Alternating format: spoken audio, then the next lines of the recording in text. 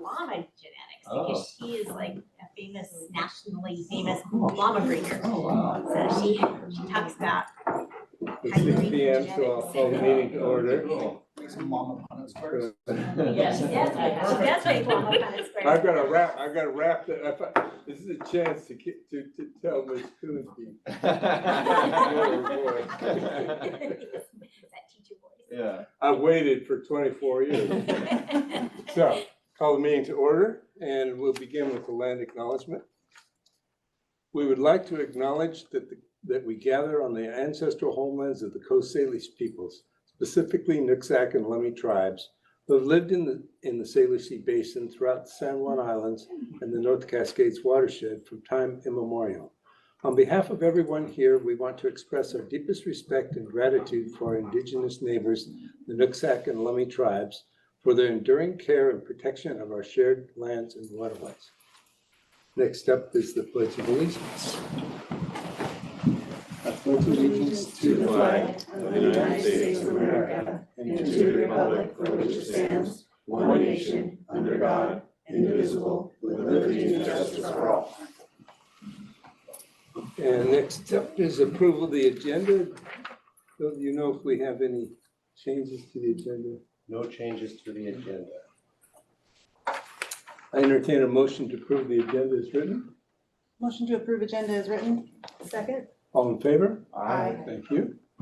Good of the order. Okay, I need to follow up on my weekly update yesterday. I thought it was kind of fun, for me anyway. So Poxitani Phil, he didn't see a shadow, so it's going to be a quicker to spring and warmer weather. I do wish there was more snow up there so we can get some skiing in, but that's just me. February, Black History Month, Love the Bus Month, and this week is also National School Counseling Week.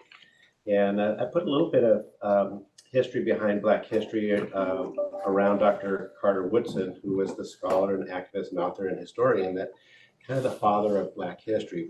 And we've been celebrating Black History Month since 1976. So, and I know that our schools are running activities within the school, and I just thought we would mention it here at the board meeting that it is Black History Month. It's also Love the Bus Month, so specifically around our bus drivers and driving around and making sure our kids are safe. We have 1,000 kids, about 1,000 kids that ride our buses every day, 500,000 miles.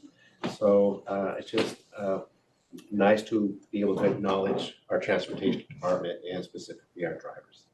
And then finally, again, our school counselors, they wear a lot of hats. And they're just not school counselors. They are mothers and counselors and you name it, they do it. They help supervise. And so, and they just play a critical role in our schools each and every day. So we can't run schools without our counselors. So happy Counselors, School Counselors Week. And in addition to that, I did call Mickey today, find out where we are with on our athletics. Boys basketball, they did beat Blaine, lost to Lynn and Christian. I think they going to play Nooksack Valley next, and it's a loser out game. And wrestlers are headed up to White River for the girls. And they have 9 competing in the regional tournament. And then whoever qualifies from there, I think it's the top 4, go on to the state meet in Tacoma at the Tacoma Dome, Matt Classic. And the boys wrestlers, they're at Vashon Island and 11 competing there. So congratulations to those teams for their postseason play. Thank you. So next up is the consent agenda. Entertain a motion to approve the consent agenda. Motion to approve consent agenda. Second. All those in favor? Aye. Thank you. And we're very blessed to have a Positively Baker presentation this evening. And I know was on the board when you first came here, but has anyone else seen? You did. Yes. Okay. So I'm going to turn this over to, well, I think Nikki and Troy to give the introduction and background and introduce us to the whole crew.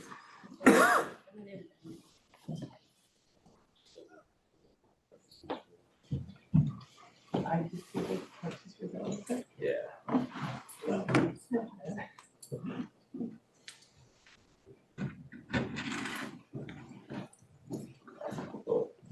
Thank you for having us.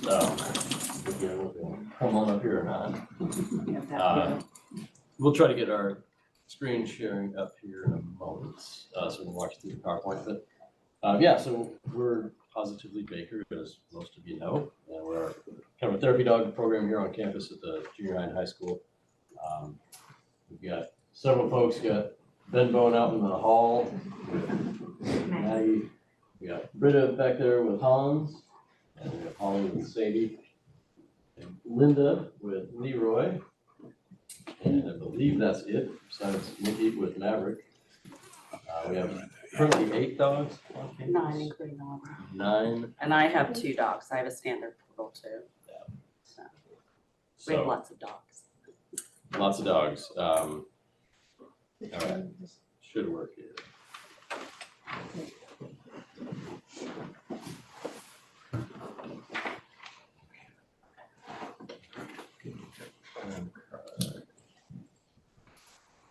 All right. Oh my gosh, I hate being that guy. Get a Zoom to work. So we've been fortunate enough that we've got a program that's very well developed. Nikki and I sat through a 2-hour kind of training today, put on by kind of the risk pool, some lawyers who are pretty well versed in liability, and I would say, I don't know if you would agree, we're far and away above where most other people are. The lawyers talked about, things like making sure you have your insurance figured out, make sure your dogs are somewhat trained. We're far and away above that. So feel pretty good about that. I've shared this presentation with Tammy, so care to check out those pieces if you haven't seen them yet. There are links there. And that's Maverick in action to a presentation that we did last summer, or kind of last spring, I guess now. Pretty fun. So the big question, I think, is why do we need to do this? It's not just, as we've said a million times, and we'll say it some more, this is not just bring your dog to school day. It's not, we just have attachments to our animals. It's not just that we're Baker and we like animals. There's a lot of research behind animal-assisted interventions. Right now, according to the CDC and American Psychiatric Association, I think American Pediatric Association, mental health in adolescents in particular is kind of reaching a crisis level. We see that on the secondary campus every day in terms of behavior and the way those things come out in kids. Those behaviors are indicative of things that are kind of going on beneath the surface that necessarily teachers may not be able to address right in the classroom. But we found that our dogs really do a lot of great things, and that's kind of the column there on the right. That improved emotional regulation, and jump in whatever. We actually had a dog written into an IEP this last year. He's in an IEP for a student. Yeah. So it's not uncommon that we'll get kids who have a pretty dysregulated state that come in to the office, have a hard time kind of regulating themselves until they get in contact with the dog, and then it's immediately, the situation is diffused. One of my first stories was a kid really agitated. This is back in COVID. Didn't want to wear his mask, was throwing chairs around, swearing, blah, blah, blah.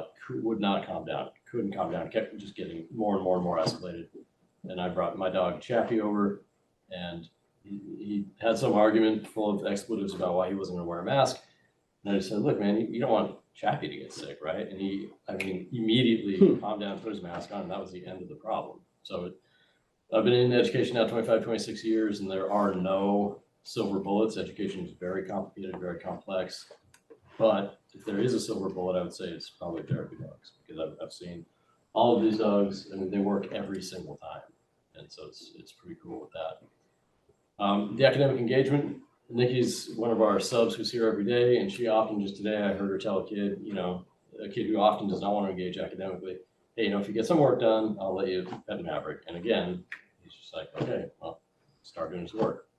The behavioral outcomes for some kids that we've kind of targeted for use with the program have been really good.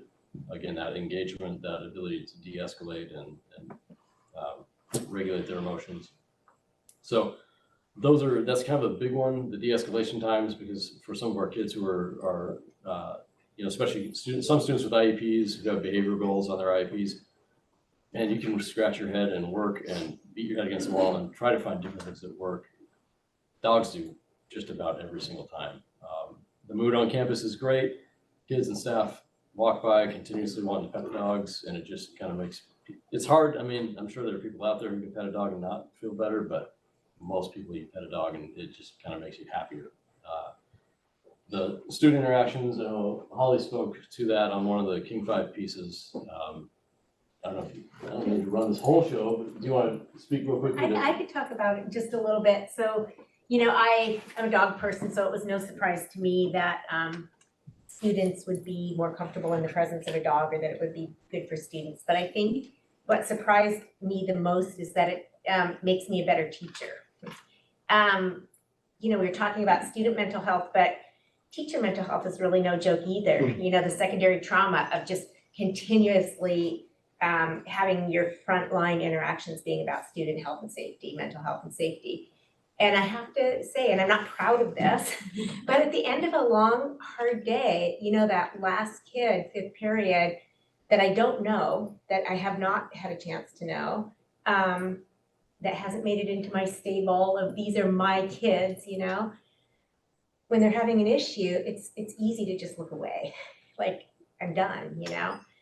And having the dog, what I found with Sadie, I've made a rule that when students crouch to pet Sadie, I must crouch too.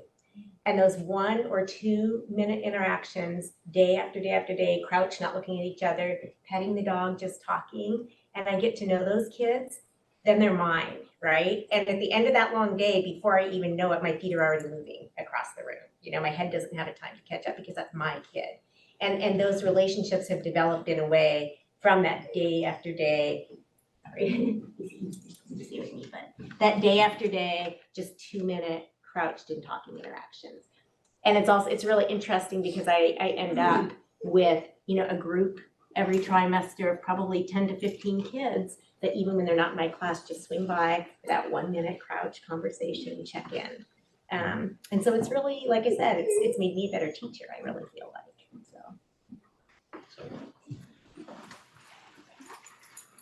So really, a few more things on there that I know we're trying to contain this to just a few minutes, but as the principal, I've got to speak to the idea that when kids come to my office, it's kind of the teenager version of having to go down to the police department. No one feels good about it, but when they come into my office, they start petting Chappie, and immediately they're kind of calmed. They're more willing to engage, have conversations. So as the principal, I've got to say having a dog has been a game changer for my interactions with kids and even getting to know kids. That's the thing I dislike most about not being in the classroom is when I had my own classroom, I knew my kids. All I was saying, those are your kids. I know these kids.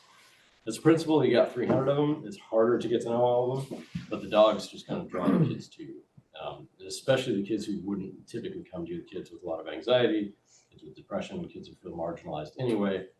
They'll come to you and just because they want to pet the dog, and then you can start that interaction and start talking with them. So been pretty great that way.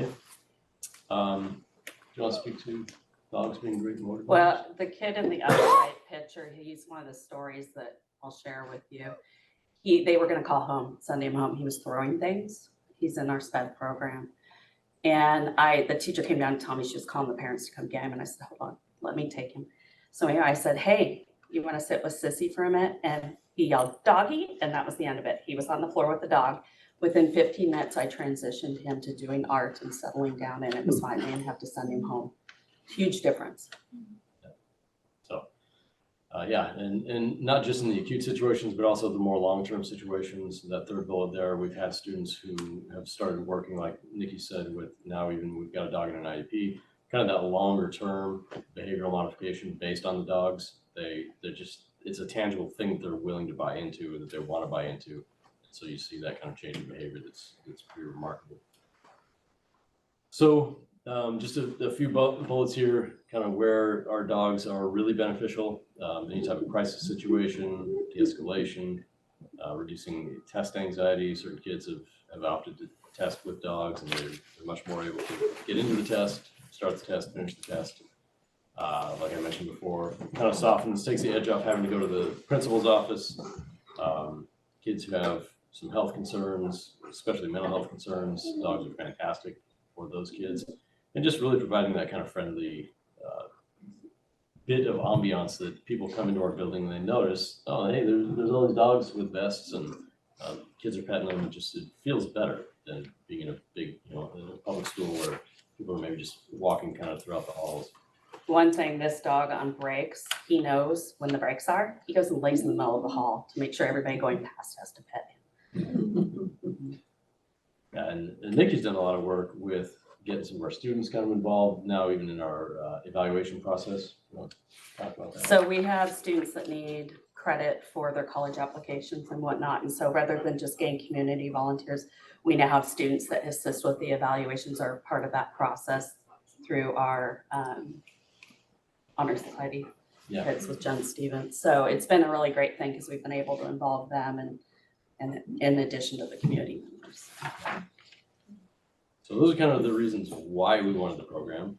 And now we were asked to speak a little bit to the training piece. And this is what the attorneys hit on a lot this morning, was you've got to have a way to show that your dog is more than, I think she said, quote unquote, just a pet. And so our training program has been Rigorous. We've rigorous. evolved. This is like our third, fourth We've year. evolved. We started with a trainer in the beginning and realized that wasn't fair to her because there were so many different levels. So now we have an outside reciprocal with a trainer that everybody has to go to the same trainer. They get them through and then they sign them off. They have to get building principal approval before they can start the program. It's a whole process and it's all written out. And it takes, we have people, you were in it for what, 2.5 years? But it worked. Night and day difference in Hans. So the process has worked and we've had some dogs that have not passed and they shouldn't have been on campus. So it's weeded them out. It's tough. Mhm. So, and it's a lot of money when you make it through. I think probably most of these people have spent a minimum $400 or $500. So Pet Partners, they run a program of evaluation, 4 tiers. The top tier is complex. Beneath that is predictable. And for Pet Partners to go into, let's say, hospice or some nursing homes, you can kind of be at that 3rd tier and still do some work, but we require our people to get the top tier, the complex. And that goes for everyone. I'm the principal. I have that's Leroy right there. I've got Leroy's sister. She's a cute little corgi. And last weekend she failed her evaluation. So I gave her a stern talking to, and now we're going to be in a strict regimen of training. We're hopefully going to train again in maybe April. And if she were to not pass, then she's not on campus. I don't get to bring her just because I'm the principal. So we hire, we keep everyone. Well, there's Chappie down there. We keep everyone to that high level because we know that at the end of the day, if a dog were to bite a kid or something like that, that's a huge problem for us. One of the things that's worked out really well is we have not just teachers, but we also have people in the SPED department. We have the principal secretary, music. It's all across the board. So it's been nice because there's dogs pretty much all over the campus. So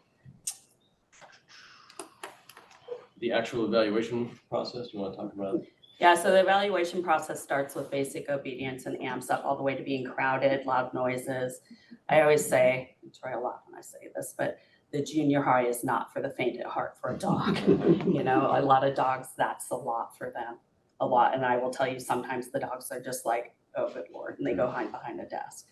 So it's tough. And that process helps those dogs be evaluated to see if they are safe to be here, because we don't want dogs that are going to potentially hurt someone in or bite them if they're stressed. So that sorts all that out. The other thing is they track our rabies and they have standards for grooming and how you feed your dogs, because raw food can be an issue from what I understand. I've never fed it, but there's all these things that they take care of, so we don't have to keep track of it. They renew us every 2 years. You have to reevaluate to make sure nothing's changed. So that's kind of nice. Yeah. So yeah, every 2 years, because dogs change, they get older, they may get a little less comfortable around complex situations. Junior high lunch, if you've never been to it, I highly encourage you to come to it. It'll probably make you appreciate everything else in your life. It is a little crazy, it's a little loud, a ton of fun, but there's just a lot going on. And so we need to make sure that our dogs can handle anything from that to a small class, small group intervention.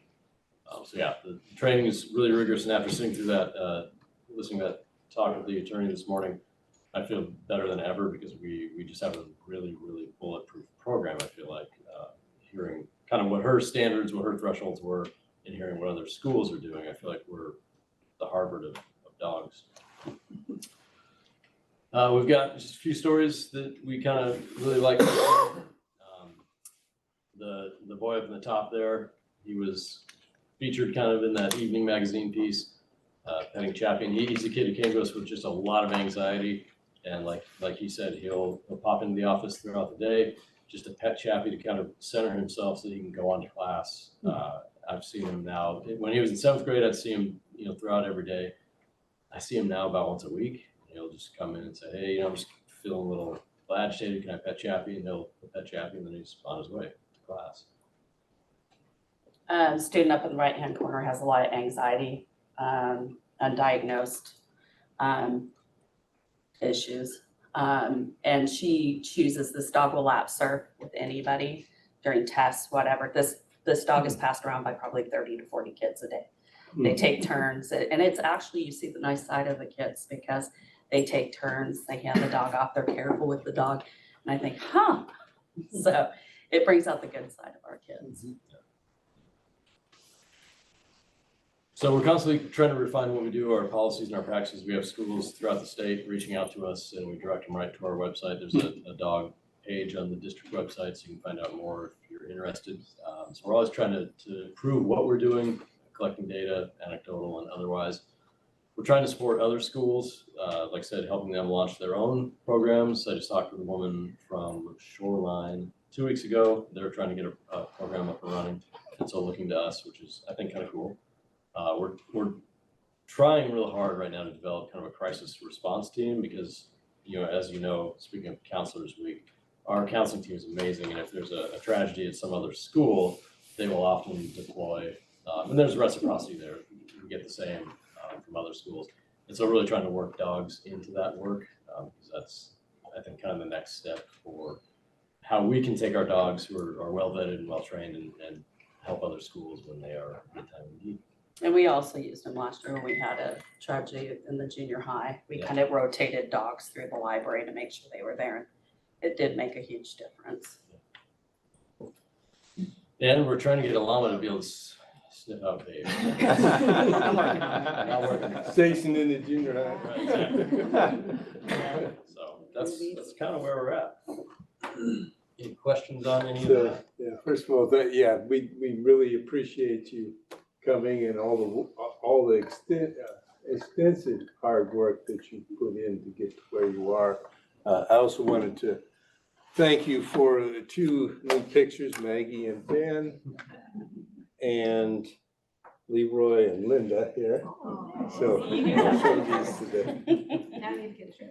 So they'll go up with our portraits up there in the boardroom. So thank you very much. So board members, questions, comments, Danielle? Just a comment, I previewed your slides and some of the research that you shared with us, and I just wanted to just highlight really quickly a couple of studies that were emphasizing the importance of using dogs in therapy to help students with their reading. And having recently done a bunch of school visits, I can see that there's need for that in our district. And I would love to hear any comments about how we might be using already our dogs to help our students improving their reading. So this dog was reading with a kid today, same kid. Came over and sat, and there's a comfy chair in the teacher's room I'm in right now, and sat there reading, and kids kind of rotate through that chair all day long, taking turns sitting with him, and he's kind of claimed the chair. But they will sit and work, and my rule generally is you can sit with him or sit around his bed as long as you're working. So kids will bring their Chromebooks with them or their books or their work, and I have tons of pictures of kids all around one little dog. So yeah, so it makes a big difference. And I'm sure some of you, you guys want to talk about some of the ways that you're using the dogs in your classrooms? I bring Hans on Tuesdays, and I guess I just have one little story. I had a kid who came up to me and said, I wasn't going to come to school today, but I knew it was Tuesday, and so I knew Hans would be there, so I ended up coming. So kind of just like that motivation to get to school. Also, like, kids are much more kids at junior high, you know, they're very self-conscious, especially if they're not good readers, and they're much more likely to read to a dog than to their peers. So those are just a couple of things that I've noticed with working with Hans.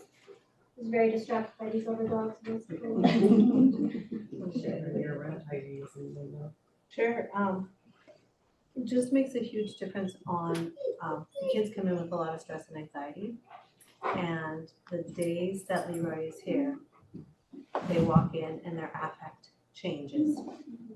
And they just immediately wanna go and pet, and same thing where, they get settled and then we walk around the classroom and I'll sit with him and then, the kid will come up and they're willing to get close to you and talk to you because the dog is there. Ben, do you have any stories you want to share? I think the anxiety thing, anxiety I think is a bigger thing than I care to realize, but like, Maggie is she loves to be petted for the same thing, so she'll sit out in the hallway and you can kind of see how people or the students relax a bit and then they want to hang out here, right? It's great. And I can say when I was teaching down at Mount Vernon High School, one of my classes was a reading intervention class. And I know at the high school level especially, but even at the junior high level, at the secondary level, kids, reading intervention is tough. I mean, not only do you see little progress after a lot of work, but it's just, frankly, it's boring work. So the kids need a kind of motivation that's tangible, something that's highly effective, and dogs, for every kid I've ever met, I'm sure there's someone out there that would be motivated for, but for every kid that we've worked with so far, it's enough of a high value, tangible kind of motivator that they will engage. Well, and I find the dogs, I don't know about you guys, but my dogs know the kids that aren't into them, they skip them, they got a captive audience elsewhere. So they just walk past them, it's a non-issue. So. Ed? Cool. Well, I think it's an exciting program. I'm not surprised that it brings a different aspect from people's personality, maybe more empathy. We did a tour of the elementary schools, and they also have a baby program, too, right? So that also brings a different aspect from kids and what they're thinking. So I like the idea of trying to connect with kids in different ways. And yeah, and I knew Kathy, I actually didn't know how many dogs we had. So, We have some that aren't here. some that aren't here, cool. So it's just, so it sounds like it's not every day, it's certain people bring in their animal on different days, or? Nikki is here just about every single day, and she usually always has a dog. I am typically here every day, but I typically bring my dog every day, although the last couple of months, I've actually left her at home a couple times, partly for her own good, and partly for just to be able to move around. Without an assistant principal, I have to move a lot more this year. And the dogs do anchor you in a good way, because as you walk around, you're kind of like Taylor Swift, like people want to stop and talk to you, want to stop, but without the dog, no one wants to stop and talk. Move around and get some work done. So, but yeah, so most of us are bringing our dogs, a few times a week. I bring a dog every day, but he gets the lion's share. He actually campaigns in the morning. And then I have, the standard comes probably about a fourth of the time that he does. So she's younger. I'm easing her into it. She hasn't figured it out. He's a pro. He loves it.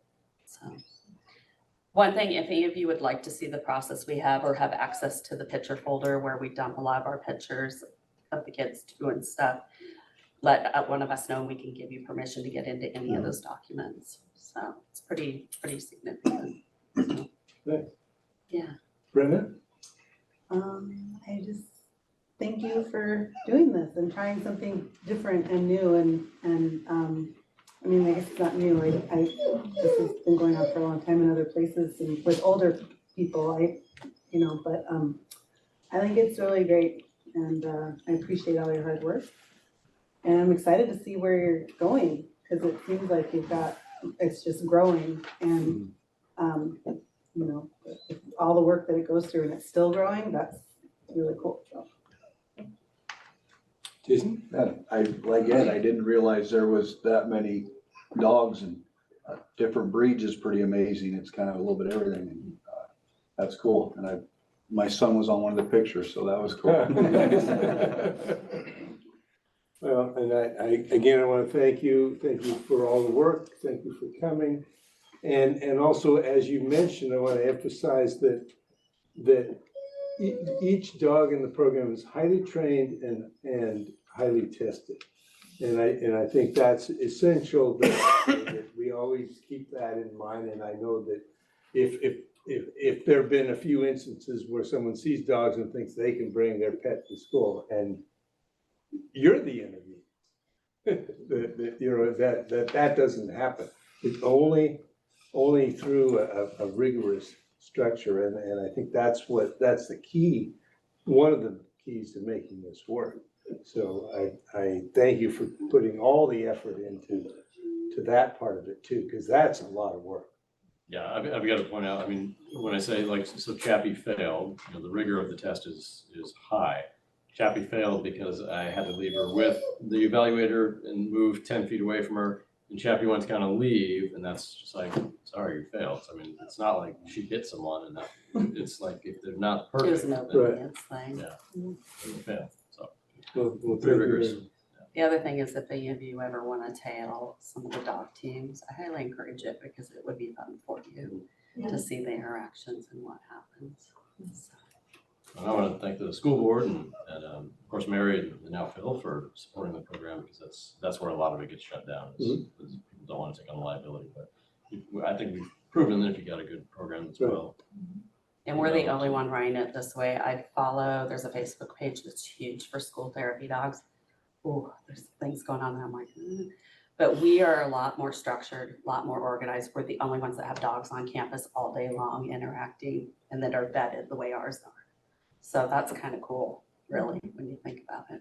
And we are famous. I've had people on that list say, oh, you're the people from Baker. So it's kind of cool. So you're welcome to stay and listen to policy discussion.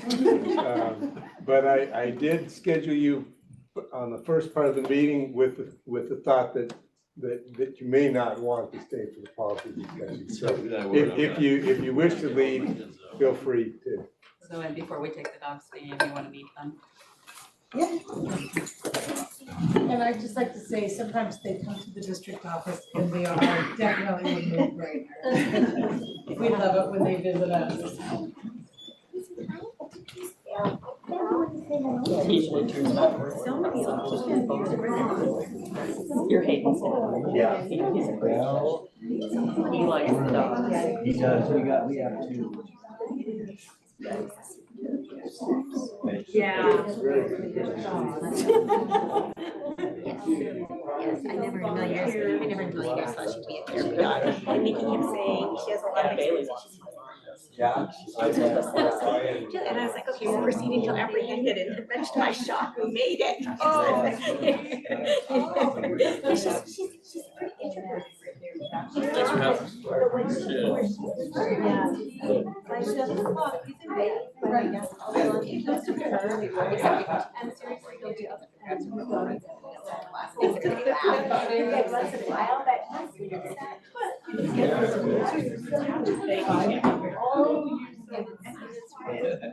Very quiet.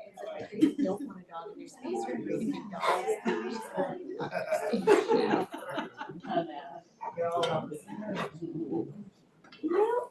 pretty calm. This is a Northwest Climate Fair, and they have a lot of Brazil in them. She's super bomb. She's one of the stories. Hi guys. And we did first simply stating that he saw her like wide-eyed. It was first time I'd ever seen him figure out what she said. Say you understand, honey. And so we had a deal that we could have this together. So he and Sadie sit on the edge and, but she would be there with the man playing. You got a mirror for her? And she's just. A mirror for it? Yeah, right. He likes to eat. He knows that means school, so you're trying to Right, keep right. Yeah, thanks.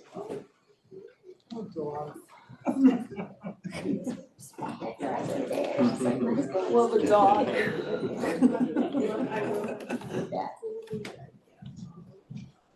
You know you can. I'd love to stay, but I have a musical to go to. Oh, very good. I'll watch the video.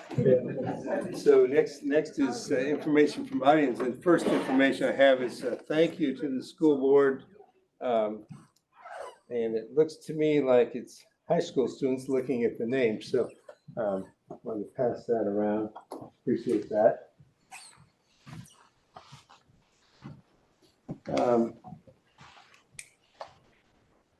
Okay. And then information from the audience. Tammy, do we have anyone signed up?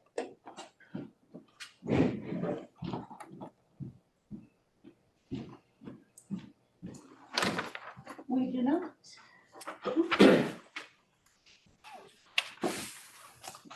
So, anyone wish to speak? If not, next will be information from board members. So I'll start with you, Danielle. Okay. So, Just before we go, Yeah. our board discussion is our elementary school visit, so we'll reserve that part of information for the board discussion. thank you for the reminder. So this week I had a chance to meet with Phil and we had a great conversation. I learned some things about the district that I didn't know from the new guy. So thank you for that. We had a great discussion, got me thinking about some things. I told him about the idea that Ed, where we're aligning our meetings to our goals, and we had a nice conversation about that. And then Brenna and I met and did some work looking through some of that policy that we're gonna be previewing that policy that we'll be discussing later tonight, and that was a good conversation and helpful for me, especially, I think, to have somebody to look through that with and maybe move some of that stuff through more quickly. And I'll leave it at that. Okay. I was gonna follow up on some conversations I had with the sheriff's department, and I know that, Nick I think we were probably talking to some of the same people. Probably, yeah. So I thought it was good to reach out and have some conversations. So I first spoke with Lieutenant James Triplett, who's kind of our liaison. He's also in charge of the drug task force for the county. And he offered to come in if we'd like to have him speak at our meeting, just to talk about, what he's seeing in the county in terms of challenges, or I think specifically related to drugs. And I'd be happy to have him in. I don't know how other people feel, but yeah, I think, anything we can do to have a good relationship with law enforcement is a good thing. And I'd be interested to hear what he has to say. I also spoke with, see if I have the name here, Lieutenant Keith Linderman, who's in charge of the K-9 unit. Just anecdotally, he's a Mount Baker grad who lives in the school district, so that was kind of cool. And I don't know anything about K-9s or how it works with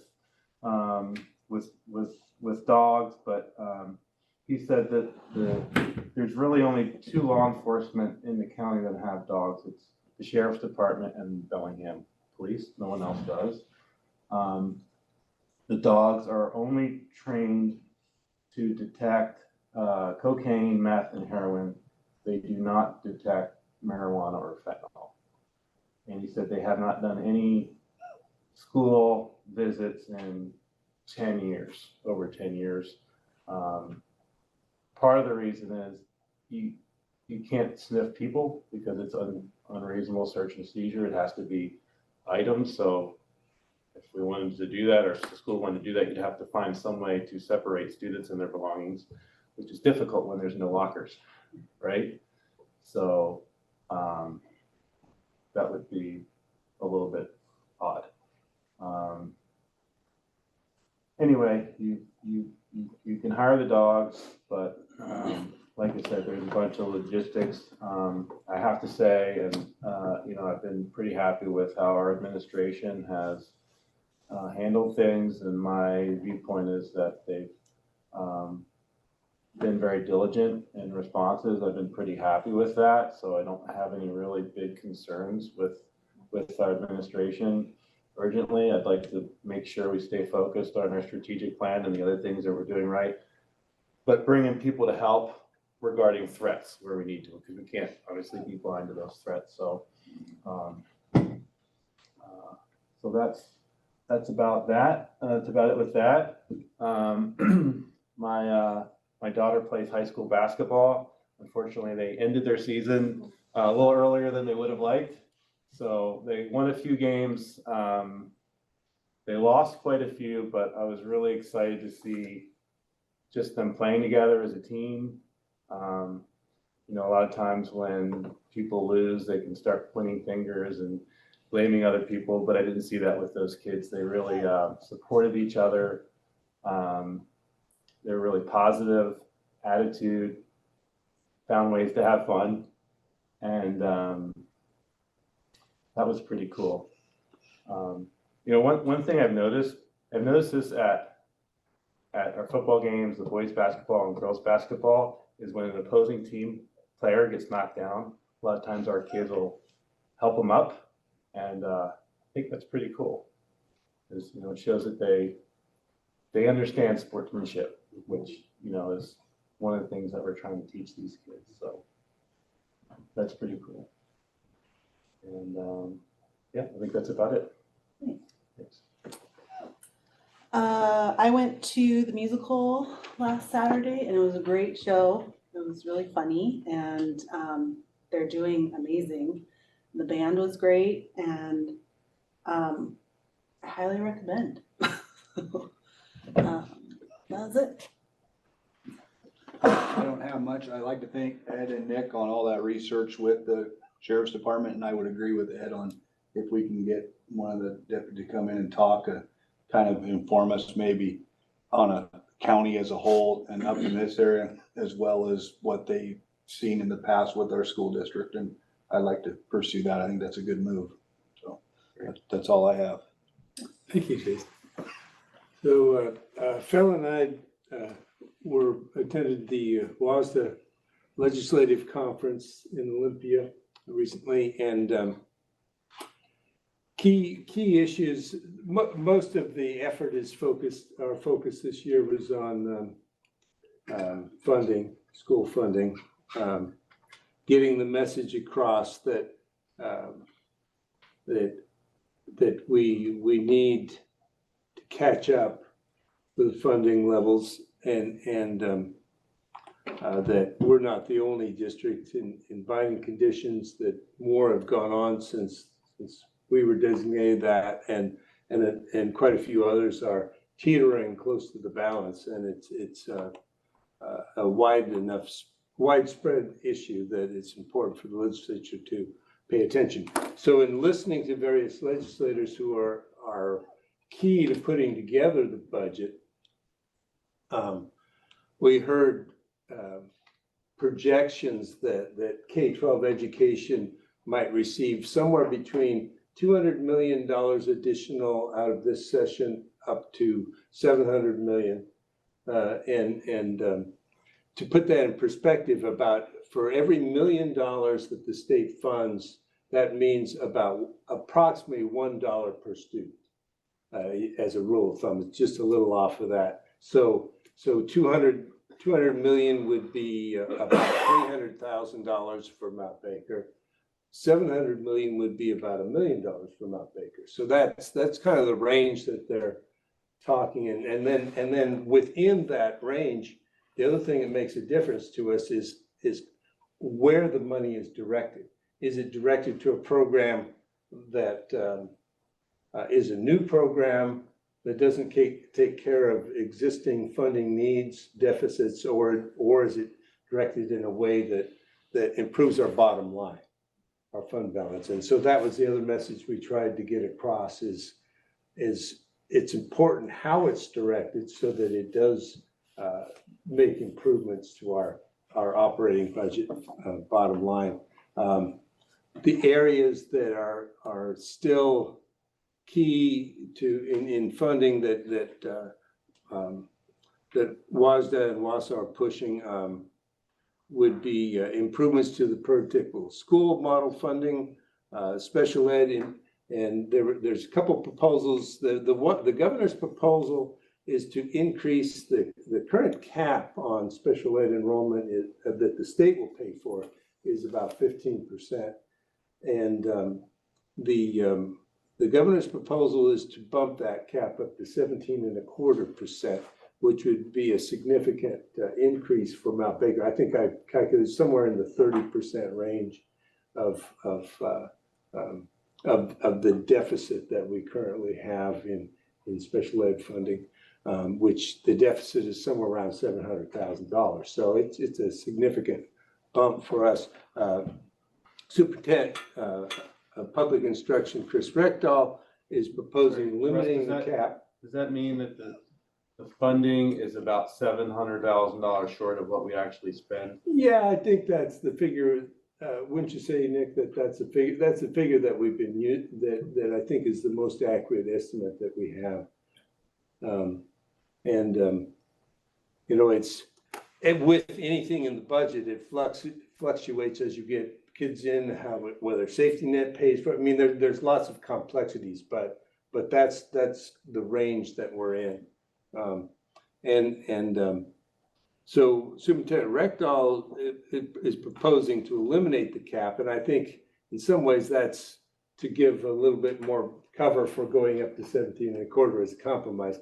But when I thanked him after one of the meetings, I spoke with him and I said, I thanked him for his support on the special ed funding, and he said, "Oh yeah, Mount Baker, your level's about 21%." I thought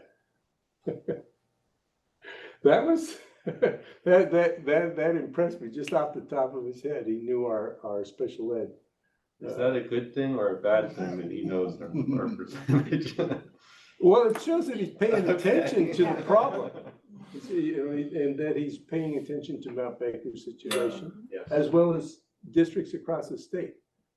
So I thought that level of engagement, and that then you can go to advocate for that funding, knowing what it means. So anyway, that's so the next thing that we're pushing pretty hard is bringing the materials services and the MSOCs up to the current cost. And those are, Brian put together a chart for Mount Baker's costs for insurance and utilities, showing what the state pays for both of those and how much they actually cost. And I have to look up the chart, but our deficit's somewhere in the order of $300,000, I believe. A little more. Huh? A little more. A little more than that, maybe 400 on between just those two main items. And they're both items that we can't really get around. I mean, you do little improvements on utilities, but your insurance is going to be what your insurance is. I mean, that's the cost of it. So that transportation is still in the mix. And then another one I'll have Phil mention is experience factor for certificate employees in your report. So I feel it was a very useful, down to nuts and bolts discussion and trying to concentrate on focusing legislators' direction towards those items that are going to help most directly to our bottom line. We should know, I mean, it's a short session, so we'll get an earlier view of what we will, how much this year's improvements might be sooner than we did last year. So that's all I had.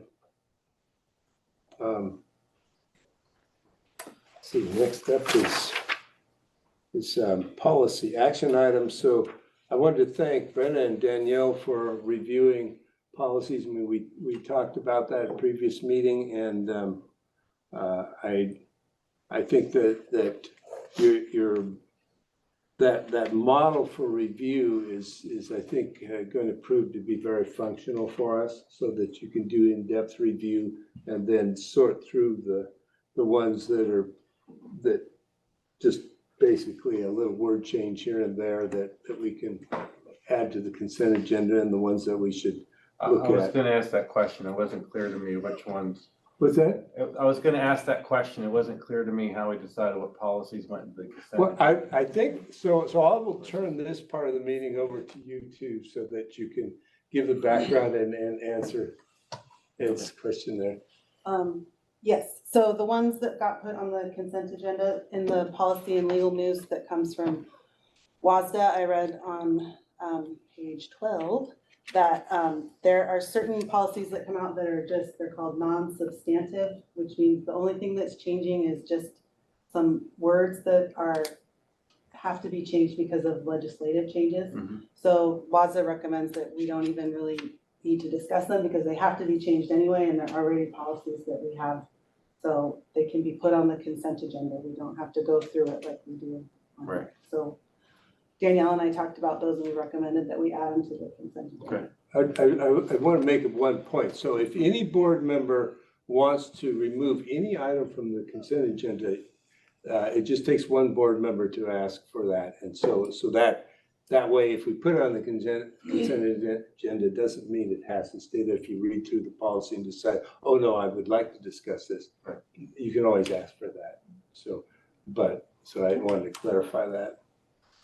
Go ahead. Yeah.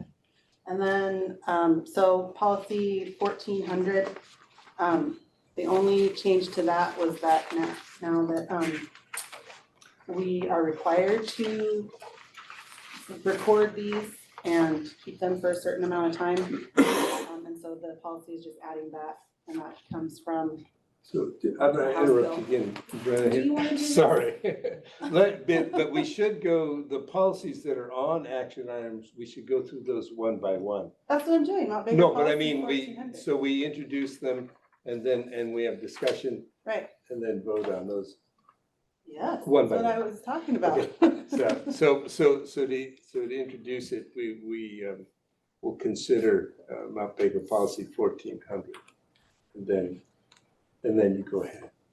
Okay, so you're gonna introduce them. and I'll introduce them and got then it. we'll. Okay, see, we didn't get the I'm script sorry. beforehand, so, Well, yeah. So please, Yeah. go ahead. introduce It's away. done. It's Is it done. introduced? Okay, perfect.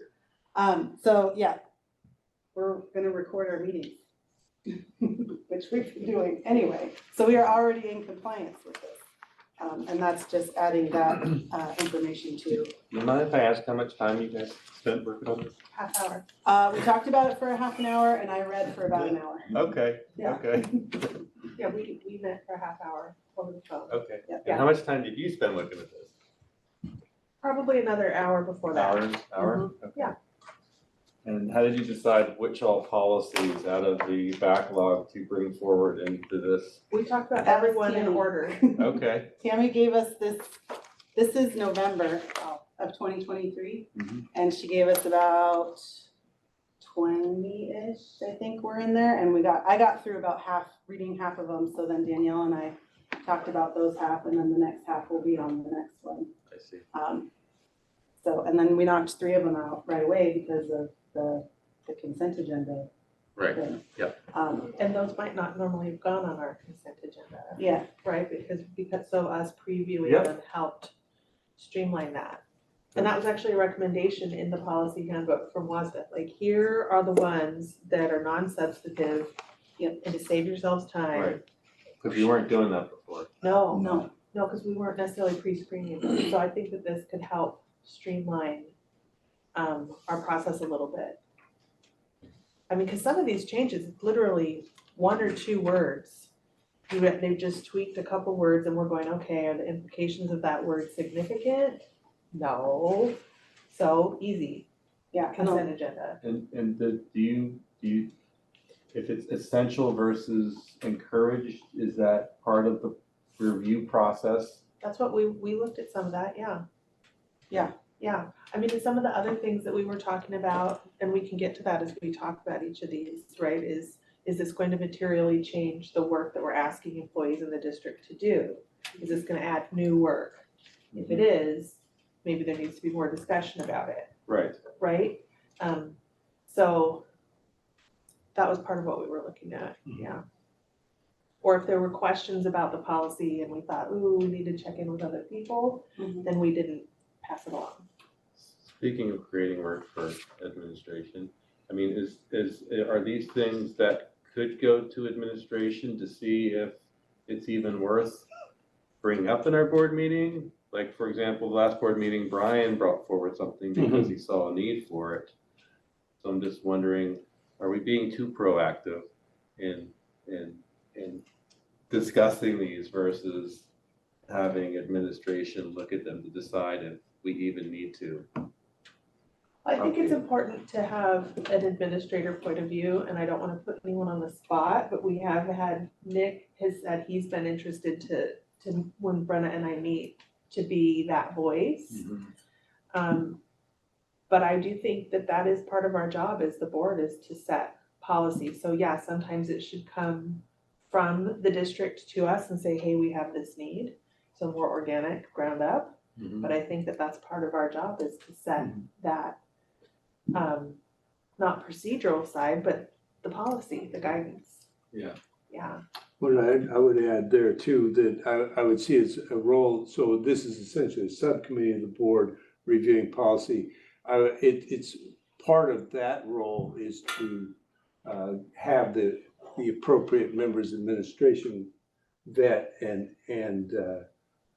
give that, make sure that they get a chance to weigh in and check, like if something needs to be checked with transportation or with athletics or with the unions, Yes. that happens ideally before it actually comes to us, so that we can get that level of background, so that by the time the policy is proposed to the board, we've got that background of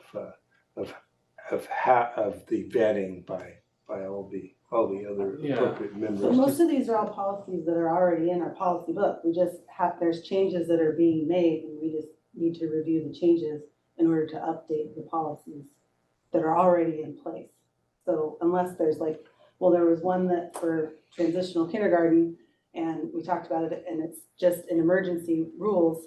So we asked the question, if it's just gonna change next year, we don't even have transitional kindergarten yet, should we even talk about it? And Bridget recommended that we didn't, and so that's tabled until next year probably. Okay. So, and it's just, I mean, like these things, this was really helpful, because it, basically all the changes that are coming down are related to bills and legislative things that they're just tweaking it a little bit. They're taking out redundancies, they're, streamlining it a little bit more, so. Okay. Cool, yeah, if it's small changes and updates, it's fine. I guess just from a 50,000 viewpoint, we've talked about distributed leadership. So I like the idea of having less policies and more, I guess, responsibility with our admin to be able to make decisions and not necessarily have like policies for everything. Yeah, I think though that even with the distributed leadership, having a policy that matches state law and court rulings gives that protection both to the board and to the employees, because they need to know what the law requires of them, and the policy makes that clear. If they follow the policy, then they should have that protection. Just to clarify, I would 100% agree with policies that are a reminder of the law. I'm thinking more of the non-essential or the recommended and the other ones there that, there I would like administration input to say, you know what, we don't need every little thing spelled out. We'd like to have some flexibility in how we. And I go about think it. that's the value of having administration vet before it comes to the board, so that, you know, as with the transitional kindergarten one, no, we don't need that yet. But and so that way we don't even need to look at it. But on policy 1400, there was one thing that I would like to consider adding in there on the bottom of page 5. So for special meetings, a board member can waive the written notice requirement if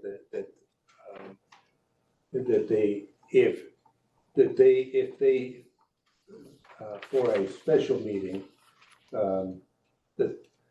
if they can send a notice to the board secretary at or prior to the time the meeting convenes. The waiver may be given by telegram, fax, or email. Only email is, of those three, is only one in use anymore. And I would like to add text. Yeah, I mean, we can keep telegram, fax for all I care. I don't think I can find my fax machine anymore. And does the district even have a working fax machine, Tammy? Yeah. Okay, so fax is okay. But it converts it to an email. Huh? It also converts it to an email. Yeah, but so if we added the word text, then I think that would actually get it up to date. Also, one thing that happened is when we originally got the notice about the board meeting, I looked at it and I didn't see much in there. And I didn't look again until I got here. And Right. there's a whole bunch of things added. So I probably need like an email saying, hey, Right. recheck your agenda. Yeah, I was thinking of that this morning. Actually, I rechecked it, and I was thinking of sending a reminder to the board to recheck it for the policies. I'm sorry I forgot to, or I neglected to. Well, the hope for in the future is that we'll be more on top. I didn't get these until Tuesday. Okay, So, sure. Next week, or next one, we'll have it well in Yeah. advance. So what we did, our process is that we each read it, and then we talked about it, and then we each sent an email to Russ and Phil and Nick, and with any questions that we had. And then Nick got back to us on some stuff, and then because we were like, most of them we were recommending for first and final reading tonight. So that may change it since you didn't really have an opportunity to read them fully, but I mean, from what I can tell, most of them are they're just changes to a few things, but it didn't seem like they were too. I don't want to hold up the process. Go through this again. Okay, so I guess on 1400, we would, first of all, I will ask for a motion to add the word text, to amend it, the proposed policy to add the word text to the second to the last line on page 5, the list of telegram, fax, and email. Motion to add fax to. No, not fax. Oh, text, sorry. Beret. A second. All those in favor? Aye. So next I'll ask for a motion for first and final reading of Mount Baker Policy 1400. Motion to approve Mount Baker Policy 1400, first and final reading. Second. All those in favor? Aye. Thank you. The next is Policy 1611, conflicts of interest for districts fewer than 2,000 students. Yep, this was just changing the fact that board members can benefit from the district, or director or officer does not receive more than $3,000 rather than $1,500 in a calendar month. And then some other verbs and verbiage and stuff was changed, but that was from House Bill 1577. So these updates are based on changes in the law. This is for board members? Yes. And Or their or spouses, spouses. family members. So if you had a spouse that worked in the district. Okay. I guess I'm questioning why we're reviewing that if none of us, What's that? I guess I'm questioning why we're reviewing that if none of us work in the district or. Well, we could have business with the district. Like Brenna could have business with the district selling pizza, say. Okay. I also found out that I could be a bus driver if I wanted to, Yeah. because that doesn't apply in this situation. Yes, you Which could, we we need could bus all be drivers. bus drivers. Yeah. We could all be bus drivers. Substitute teachers. Yeah. Yeah, Substitute teachers. right. Some You of just us, can't make a certain amount of money. Yeah. And I also found out that the, remote interest includes less than 1% ownership in a company. So I always thought it was more than half of 1%, but so I probably have remote, I'll check through my remote interest, but I have, I don't come up to 1% of the ownership of Microsoft, but I, Okay. so that, If we did, we'd Huh? be having another discussion. yeah, right. We wouldn't be having any discussions, especially not about the budget. So anyway, so what I'm saying is there are some things that might kick in here. So any other questions, discussion on 1611? If not, entertain a motion to approve policy 1611 for first and final reading. Motion to approve policy 1611, first and final reading. second. All those in favor? Aye. Next is policy 2190, highly capable programs.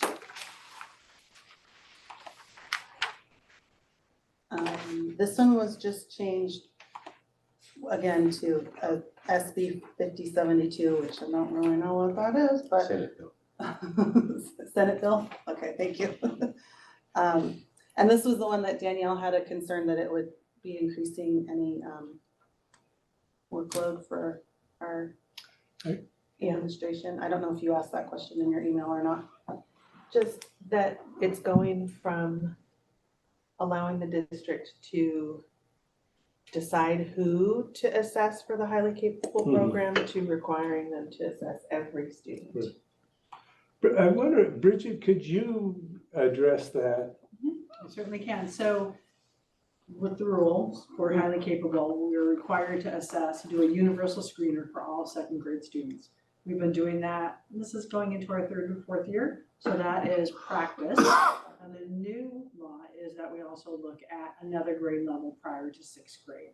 And so that's something that we're looking at as well for a review of current data, as well as then increasing the screener level. Oh, so it's not like every single kid, it's just like specific grades. And I That believe seems you a little some- more reasonable. Yeah.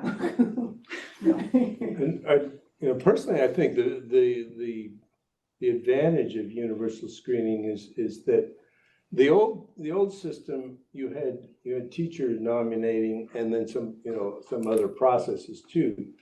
But that tended to nominate those students who sat up in the front of the class. There were certain type of student that would get nominated that way, but it would tend to miss those students who may have their may have their academic capabilities or other capabilities masked by other conditions, whether it's race, poverty, or other things. So I think having, and it's my reading of the law is that it's not just so that you test at multiple levels of capability. So it's not just one type, reading or one thing like that. And so we're more likely to find those kids and identify them earlier, and therefore have the teachers more aware, which is the whole goal here. I don't know. So I actually, personally, I like the change. I don't know much about the highly capable program, but I'm interested in it. So maybe it'd be worth having someone to come in and talk to us a little bit about that. We have had, Bridget's given presentations, I would say, not quite every year, but probably every other year.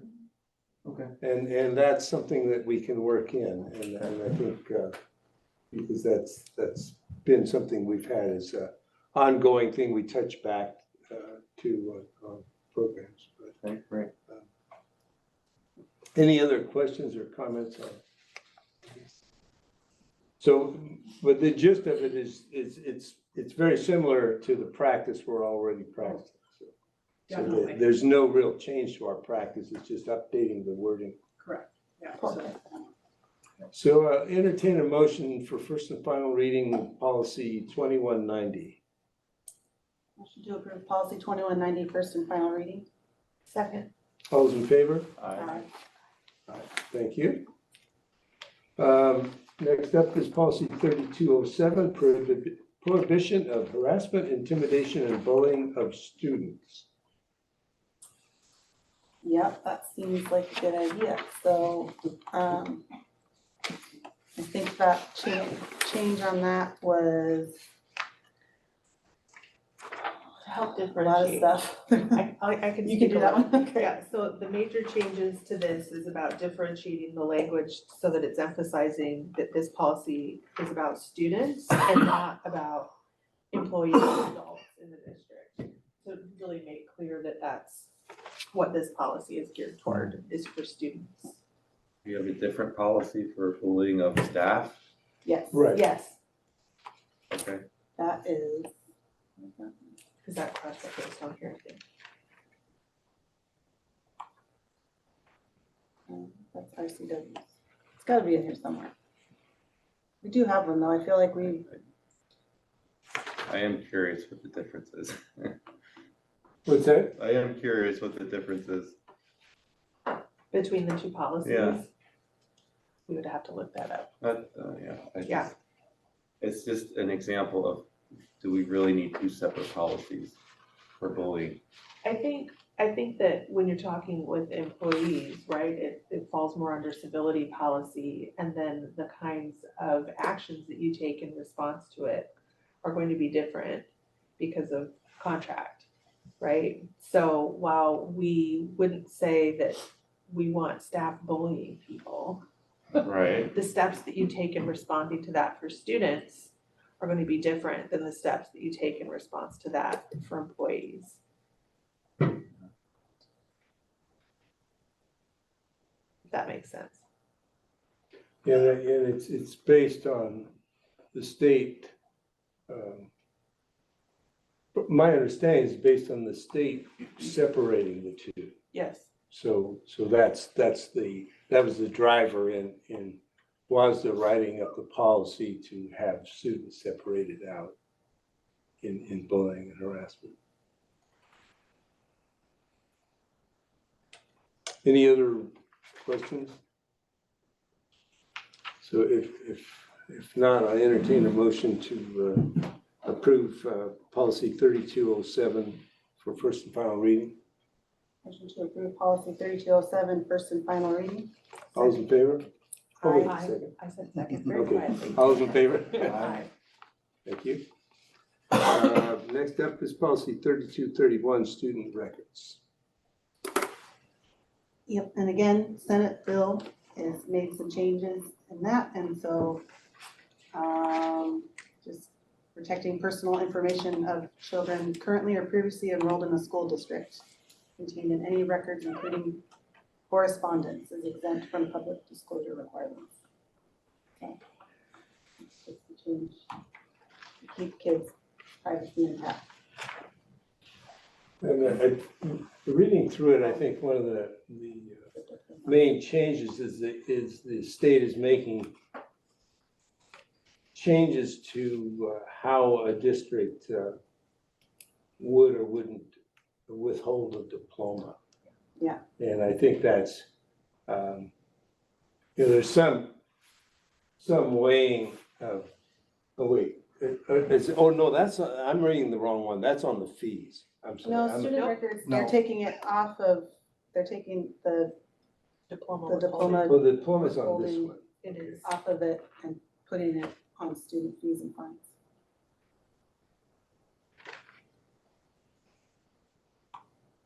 Which I think is good. Any other questions on? No, I think I was confused because I was thinking about the wording on the fees and not the, so there is some change in student records also. But any other questions on policy 3231.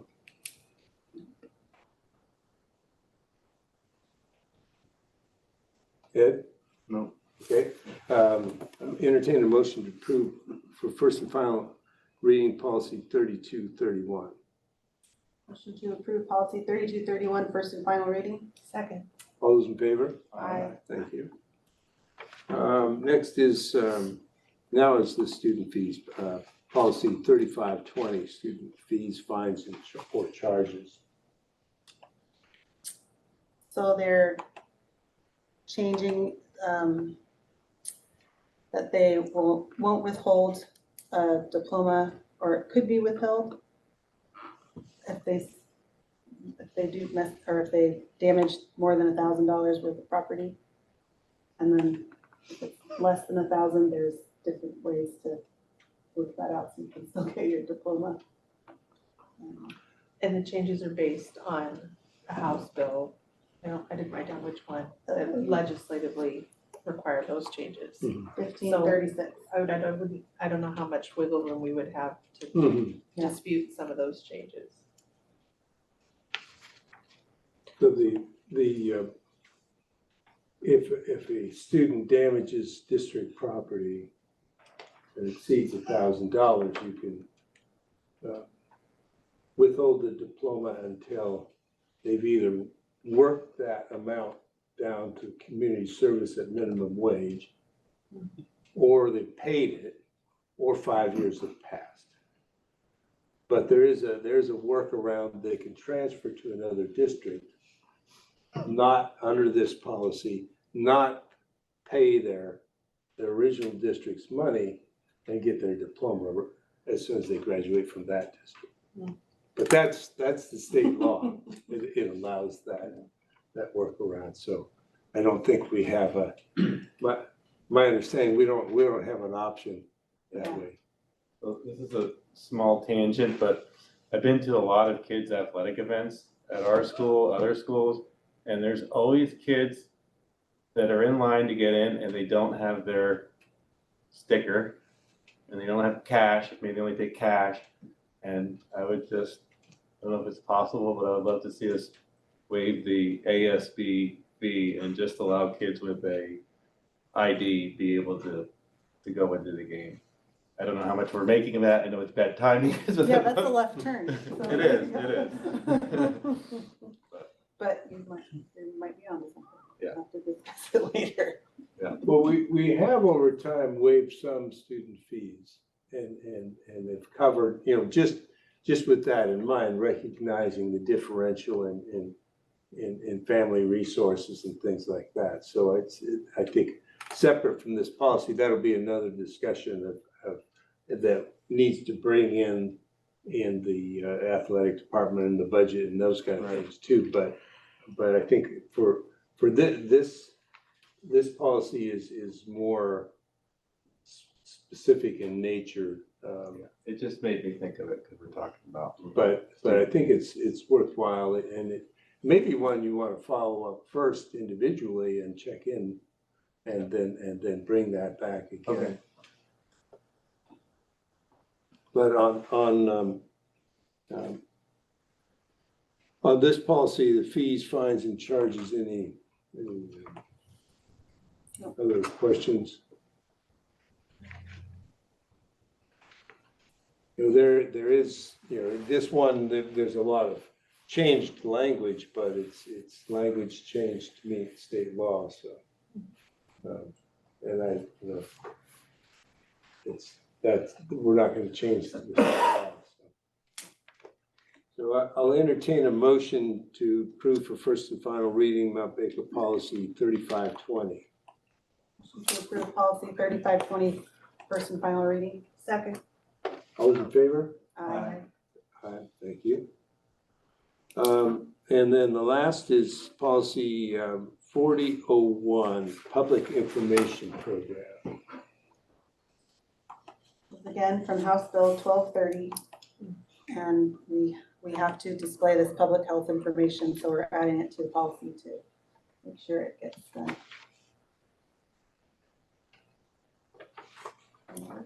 So I think I had one. Where did it go here? Let's see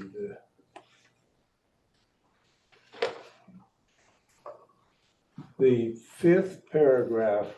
There was some wording that didn't make sense to me. It was the superintendent or designee will identify with have significant public information. Mhm, They crossed out staff and who, but mhm. so I wonder if staff should go That's back probably mine. into the language or what the intent was there. Did you see that? I think Tammy's gonna check on that. She's got it. You got that? So Yeah. if you just put staff back in, then Yeah. that's just a nominal thing, but it Mhm. didn't make sense when I read it. Yep, good catch. Staff with significant public information, yeah, not with have. So any other questions or? If not, entertain a motion to approve with that little minor change, policy 4001. Motion to approve policy 4001, first and final reading. Second. All those in favor? Aye. Thank you. Next, and thanks again. Well, before you do, does that format work for you guys? If next time you have more time to review everything, then does that work for you? Yeah, I think so. It seems a little bit more streamlined. I feel kind of bad though that we're going to talk about our school visits and improvement plans, and that's at the end. I almost would like to talk about that in the beginning, just to make sure we're getting enough time for those items. 7:20, Ed. We're ahead of the game. Yeah. Okay, so next, superintendent's report. Yeah, I'll speed it up so you get to that conversation. Yeah. So just real quickly, the school visits are kind of the highlight of my time is getting out to the schools, talking to principals, getting in the classroom, seeing kids, bending down, talking to that kindergarten kid, what are you doing? And getting those responses back. So thank you for engaging in that. I think the teachers and the principals really appreciated you being there. I think it's a great system to create. So keep working on it. Tomorrow we'll be at the junior high and high school, 8 o'clock in the office down there.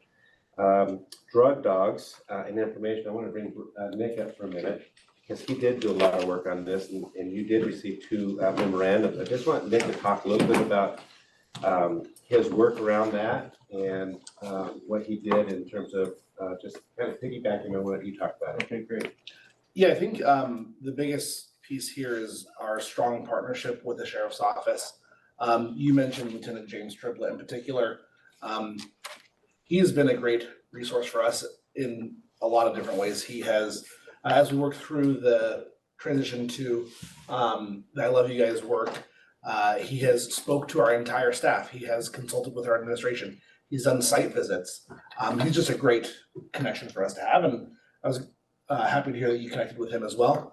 And you know, had no problem that this was not directly in his lane, so he sent me to the folks who do oversee this kind of work, and they were very responsive. And you know, I also in the memo to you guys, I shared some information from the risk pool as well as information from our legal counsel.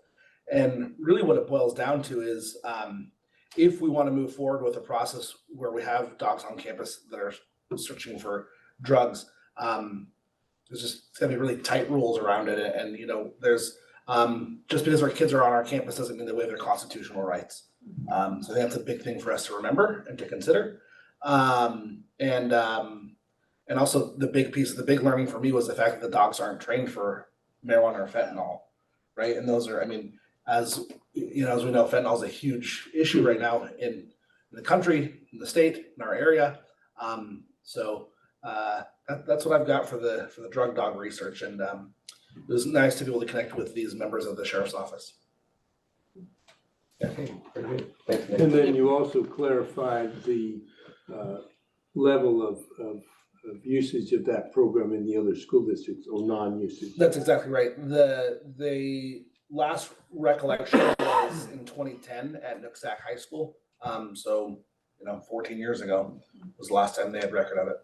Oh, I did a little digging of my own before you sent us all of this. Yeah. And I came across that there was actually a lawsuit in the state of Washington against a district in 2006 Okay. For bringing in drug sniffing dogs because it was considered sort of not just an unreasonable search, but that you don't have any one person that you have presumed to be at fault. And so it's really just sort of a dragnet. And the law is really pushes back against that in terms of civil liberties. And so it's not just that there's a possibility that we don't want to get in trouble with that. There's actually precedent in our court circuit that is not going to be a direction we want to go. Yeah, I would, in looking at the recommendations from both law enforcement and our legal counsel and the risk pool, perhaps if the dogs were trained in marijuana and fentanyl, and we brought them in on a Saturday, and we had school lockers. We don't have school lockers. So that's a big game changer here, because like you said, the lockers, there's no individual suspicion the dogs just running through the building, but we don't have that, so. Yeah, No, that was another key just piece. to be a devil's advocate, you'd have to have like a fire drill or something where people are evacuated and you bring the dogs through, or they're at PE class or something. Like there would be ways to do it. Not that I'm advocating for that, but I think You're thinking like, yeah, right. I would also like to say that just if anyone else has made the connection, we just saw this lovely Positively Dog program. And that to bring in drug dogs into a school that's using dogs to help students bring down the temperature of their emotions and their anxiety. Those are at odds with We each can't other. cross-train the dogs. Those are really at odds with each other, right? So I think that those are all, I appreciate all this context and work you did for us. You're welcome. And I think we also need to acknowledge the goal behind it, really, what the goal is to reduce kids' use of drugs.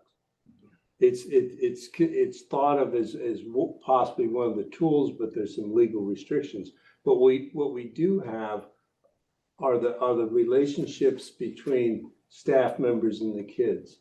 And that's really, I think, our greatest avenue in order to reach kids is those personal relationships and that level of trust. And so you have to understand that, and we're never going. I mean, drugs have been in schools since before our times, but it's only, I think our best tool is that personal. I watch the administrators watch kids as they're walking between classes. Is the behavior change? Is this kid, and it may be mental health, it may be a down day, or it may be that they're having a substance abuse problem. And that kind of awareness is really our key to as best we can working with the kids. That's just been my experience. Thanks. Yep. Next, I had a Whatcom County Superintendent's meeting. It was nice to get back to see some of them that I've known in the past. We were in Blaine today. Dr. Granger hosted us. We talked about budget, school budget. We're there, a lot of them in the same place. Dr. Baker talked about the cuts that he made in Bellingham last year. So it is what it is, where we're at, and many school districts are, like you said, Russ, there are teetering. So just so you know that. We talked about the skills center, potential skills center at Meridian. Dr. Everett talked a little bit about that and where he's headed. We're a couple years away before that gets put in place. And he is asking the Whatcom County superintendents to sign on and look at it. So we want to look at whatever that interlocal looks like between us. So just kind of keep that on the front burner for you as that moves forward. And we talked about some policies, similar to what some of the conversations that you're having here that WAS has proposed. In addition to that, I want to talk a little bit about budget. So we did post the timeline on that tab, the K-3 class compliance that we've talked about and how complicated that can be in terms of the formula for student class size, and then the MSOCs. And I just wanted to point that out and make sure that you knew and that Brian had put that on the tab. And the MSOCs, for example, talks about, you talked about earlier today, but there's quite a rise in costs. And our state legislators they're going to need to address this sooner than later. So hopefully we'll get something out of that. We did have a transportation audit come in. So we had ESD 105, I believe it was, and 189. Mark and David came in 2 days looking at our systems around transportation, ridership, routes, cost per student. And what we found out is that we're similar to other school districts our size. Franklin School District on the east side is very similar to where we are, so they use that in terms of how large their district is and how many buses they have and travel time. So we're in the ballpark there in staffing. What we're not in the ballpark with is cost per student. We're much higher cost per student. So Brian is looking at that and doing an analysis to see if there's a reason why we have a higher cost there. We're beginning to do some enrollment planning. Brian also got some numbers from the ESD in addition to the number that we were starting with. So he's going to put those together as a tool. We'll begin to start looking at staffing plans for individual schools in the next few days. Talk about class size compliance and the MSOCs table. So that's what we're working on with budget. Every day it seems like we're peeling a piece of the onion back and finding something that we need to look at and work on. We have, as you know, we are selling a piece of property. And so we have a process that we're following. There'll be a sealed bid process that'll start next week. And then a few weeks later, we'll have an opening of those bids that'll be public and you are invited to come and see that. So we talked about that as well. Legislatively, we're playing the waiting game. It's just legislative action right now. And it's, as Russ talked about, MSOC, special ed, transportation, those types of things. We'll see what happens. I'm hoping they do take some action. They have a lot of pressure on them. I think this was a great legislative session for us to go down and talk with them for two reasons. One, to see if we can get something out of that this year, but to lay the groundwork for next year. Next year's going to be a long session, and there's going to be much more pressure on them to do some changes around school funding. And then Tuesdays are levy. So that's what I have. Questions, comments? Just a comment on the utilities cost. Yeah. It seems to have gone up much higher than what I would expect from just inflation. And I know just from walking through schools, I've seen a lot of open windows and open doors. I think maybe people got into the habit of leaving doors and windows open during COVID, and I don't know if they ever got out of that habit. So I'm wondering if our heating bills are up a lot from that. We'll take a look and see what that looks like. Okay.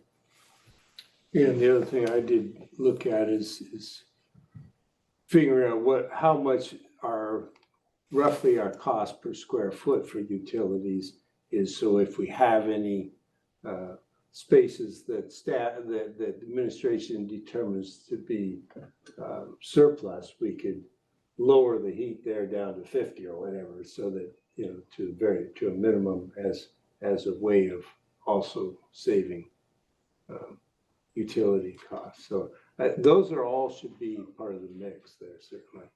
Yeah. Okay, well, thank you, Phil. Next is our board discussion, school visits, and I wanted to ask you, do we want to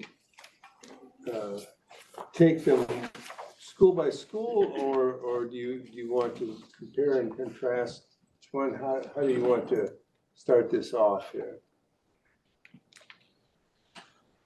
I think school by school makes sense. Okay. So I think we started at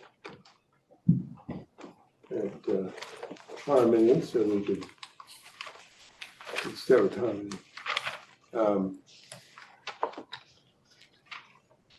And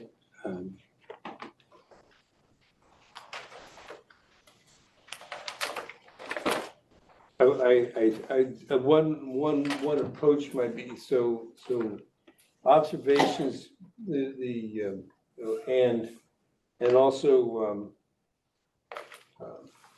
observations, kind of questions, and then how is the data that was presented work for you? Does it make sense? Are there major thoughts on terms of data that you didn't see that would help you in the future, sort of in terms of at the board level, what kind of what approach to data it makes works best for our level of understanding. So, and sorry that you were unable to make it. Yeah, so I was gonna, yeah, I'm sorry, I wasn't able to make it. Yeah. Fortunately. Yeah. So, I'll let you start, Dan. Yeah. So we're talking Harmony first. We're gonna do Harmony, yeah. All right, I made some notes and I just wanted to, call out the presentation Todd Matthews gave us. I think, and I told him this too when we were there, I really enjoyed his emphasis on data and the visualization of his data, and how he did such a great job of using that data to feed in to their goal setting, feed into their professional development calendar, and then it's this cycle, right, that's constantly informing itself. And that was really impressive to me.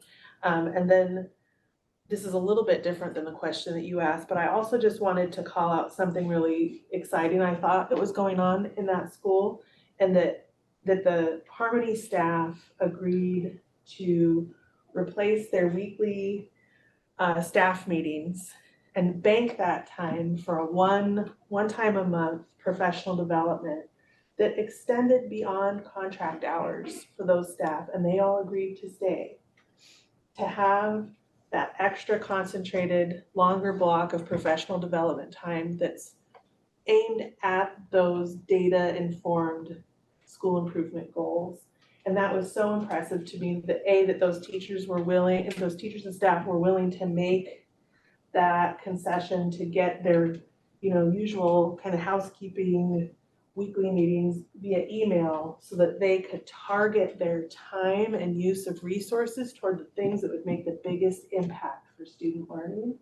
And that kind of creative thinking is what we need to do as we're feeling the squeeze financially, because we're gonna have to do as much as we've always done with less. And so thinking like this, I really wanted to call that out and say, we all could learn from that example and try to think of ways throughout the district that we can rethink our use of time so that it's being spent on the things that create the biggest impact for our highest priority goals, and to make sure that those happen. So that's what I had to say about Harmony. Cool. Good work, Harmony staff. On that point, okay. I think for all these, well, just take Harmony for example, I'd like to get better understanding of how their school improvement plan fits with our strategic plan as well. That's probably going to take a level of analysis. I don't know how that process happens, so that, each of us doing that individually, we're going to break that up because we have the improvement plans, right? We have a strategic plan, so I'm not super clear on that.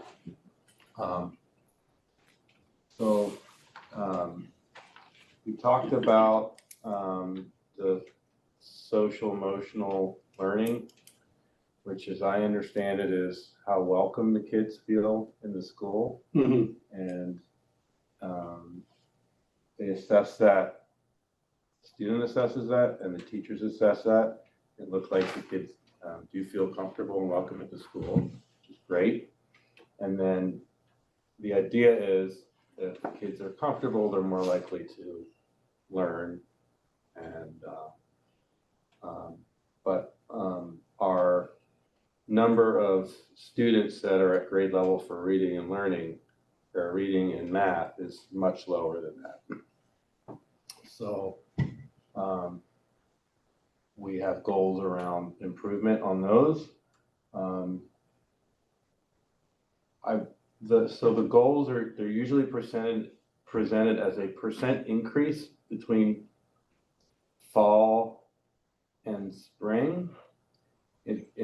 It makes it a little hard to follow and a little bit abstract. I'd rather just see what your goal is for percent of students that are at grade level as a number.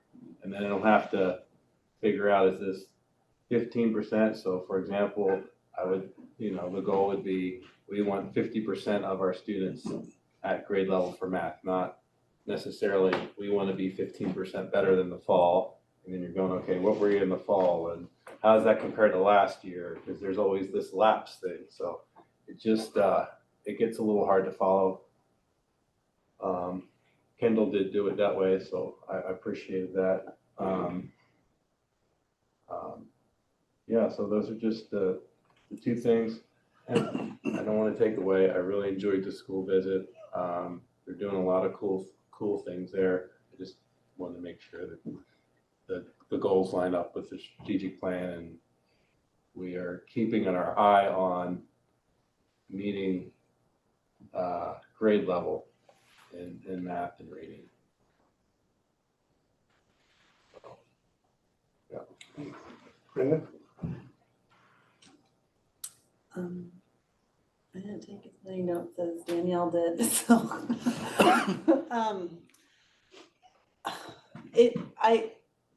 The one thing that mostly stood out to me from the whole thing is how each school was, I don't know, we're only supposed to go one at a time, but how each school is different. Like Todd and at Harmony, it was heavy on the data, and then Acme was heavy on the community, and Kendall was heavy on like the kids. I mean, I don't know, it's just, that's what I liked about all of it, is that each place was doing something different to get to the same goal. And that's what I like. And it goes back to, doing what works for that particular school community, and just respecting that they're all working towards the same goal, and they're doing it differently. But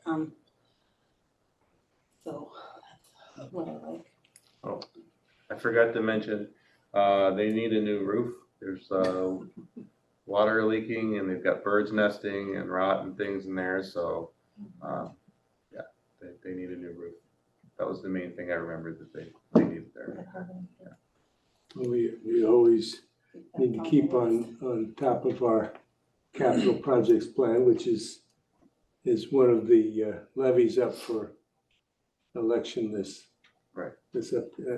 next week. So yeah, Harmony, I thought, Todd had a different approach than I'd seen used for reporting growth over time, with the noticing that they have great growth for all the spring, but the drop off during the summer. So setting their goals as a spring to spring goal, so that you incorporate in your whole goal that year-round growth, which the data you look at, the questions you ask, drive how you operate your program.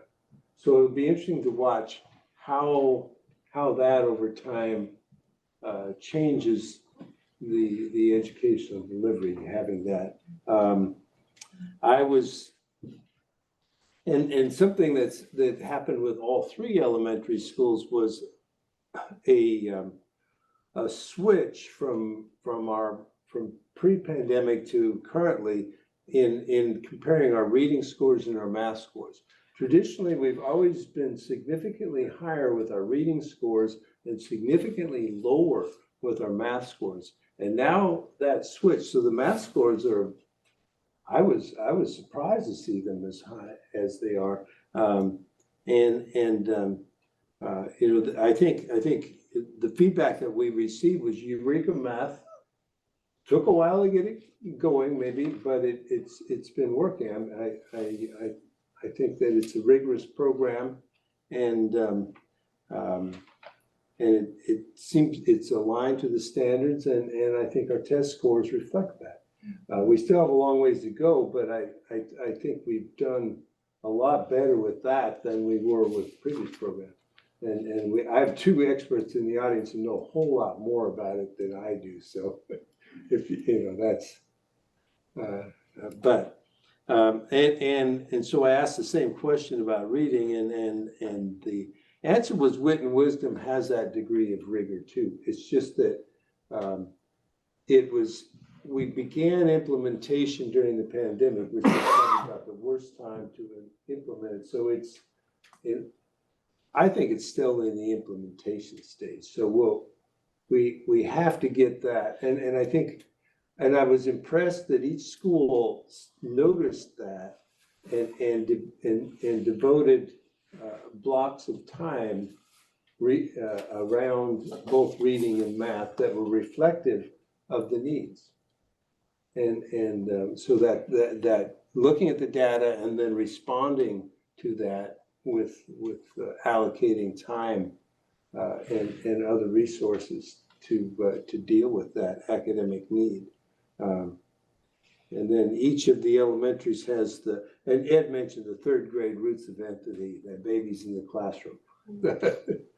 Yeah. That is a real teacher.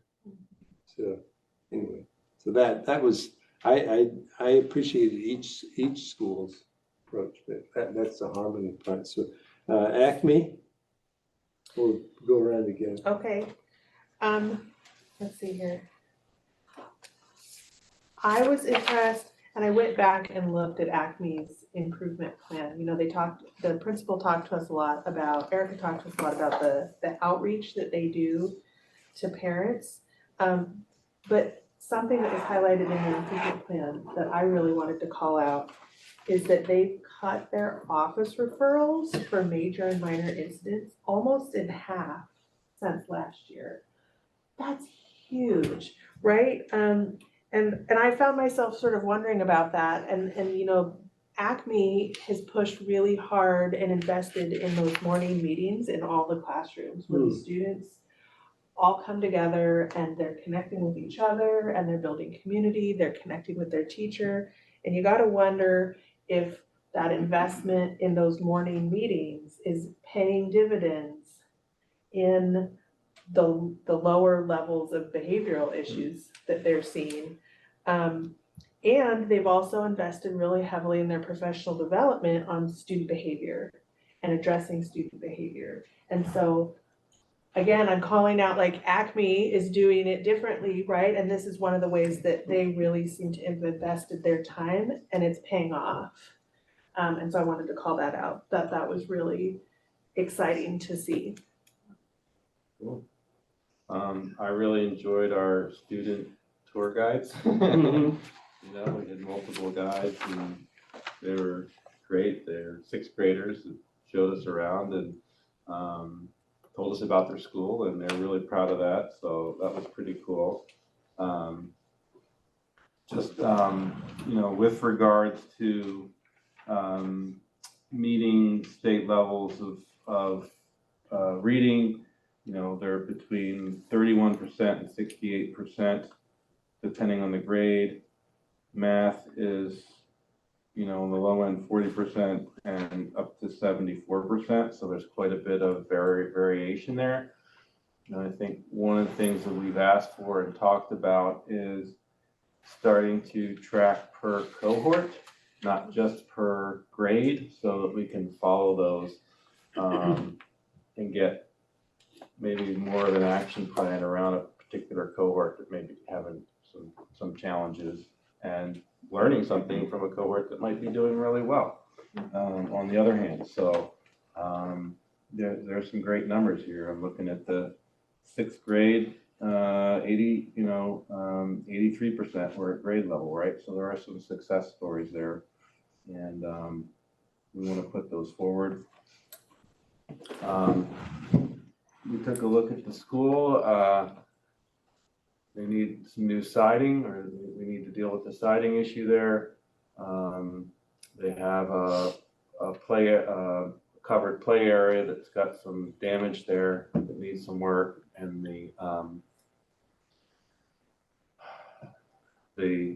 I guess the pavement in that area too is a bit lumpy. The boys' bathrooms need partitions between the urinals, you know. That's so- our student guides told us. Yeah, that was a student request. It's a student request. We got that too. So we're getting right down into the detail, the nitty gritty of understanding what these schools need. So, yeah, so that kind of a overview of the learning side and the building side as well. We're looking at both of those things.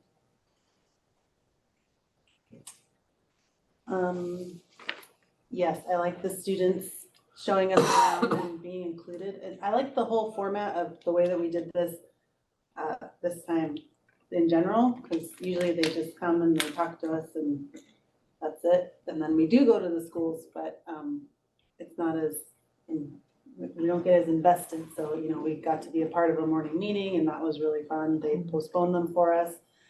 And I think that it's really important for kids to talk to adults that they don't know. That's one thing that it's, you're always kind of trying to get a kid to talk to you, and it feels weird because you don't want to be that weird adult trying to make a kid talk to you, but they should be able to talk to you. And I thought the one, they were telling us that they don't eat lunch in the gymnasium anymore. They all eat lunch together, and I think that all of the schools do that now. And so now like at Kendall, they're able to use the entire gym, which is really cool. And was it you that were telling me that it's part of classroom time? Yeah, so one of the benefits of that, when we start to measure instructional time, so while the students are eating lunch in the classroom, the teacher can perform a read aloud, which, literacy research shows the importance of read aloud. It's not just a fun playtime. So they're eating lunch and we're counting as instructional time. And the other trade-off too was to ensure that adults are getting their contractual lunch time met. The students' recess time has actually increased as well, because now they're outside for 30 minutes because that's the length of the staff lunchtime. Yeah. So it's been a win. Yeah. Yeah. We heard that a lot. More recess. There's still not enough. I know, it's still not enough. And it's not enough lunch either, apparently. So we found out. So, but that was fun. Yeah, I was impressed by several things. The student-led tour I actually think is a great model, and I would like to see that for future school visits. I think, I've done school visits for many years, and that student-led tour at Acme was the best I've ever had.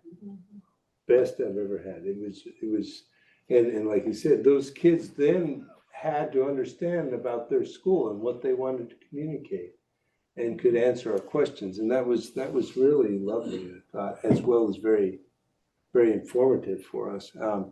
The morning meetings, I see those as creating a classroom learning family that, the students talked about what they liked at Acme School, what they wished for at Acme School. They wished for more money. But they also had a chance to say, what did they do after school the day before? So that they see each other as people outside of the school setting. It was building that school family sense that I thought it helps in so many ways. So I was very impressed with that. A big challenge for Acme, and it'll be interesting to watch how they work on chipping away at this, is the regular attendance rate as measured by the way of measuring attendance is 51%. I think that's missing 2 days a month, whether it's excused or unexcused. And so that will be, and I think what was Kendall's was closer to 70-75%. 89? Okay. Yeah, I knew it was higher. So that was, that'll be a big challenge to work on.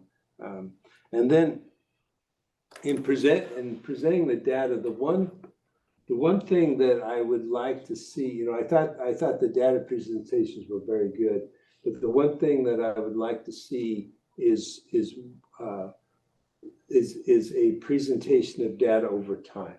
So taking pre-pandemic, tracking what we can through the pandemic, and then looking at pandemic recovery.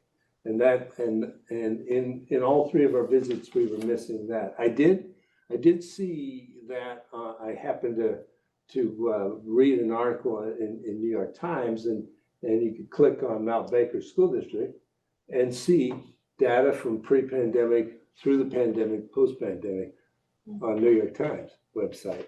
So I thought that was interesting, but I think that would be something that would be good to include in the data for our school improvement plan, so we can watch our trends better, or at least the board can understand our trends better.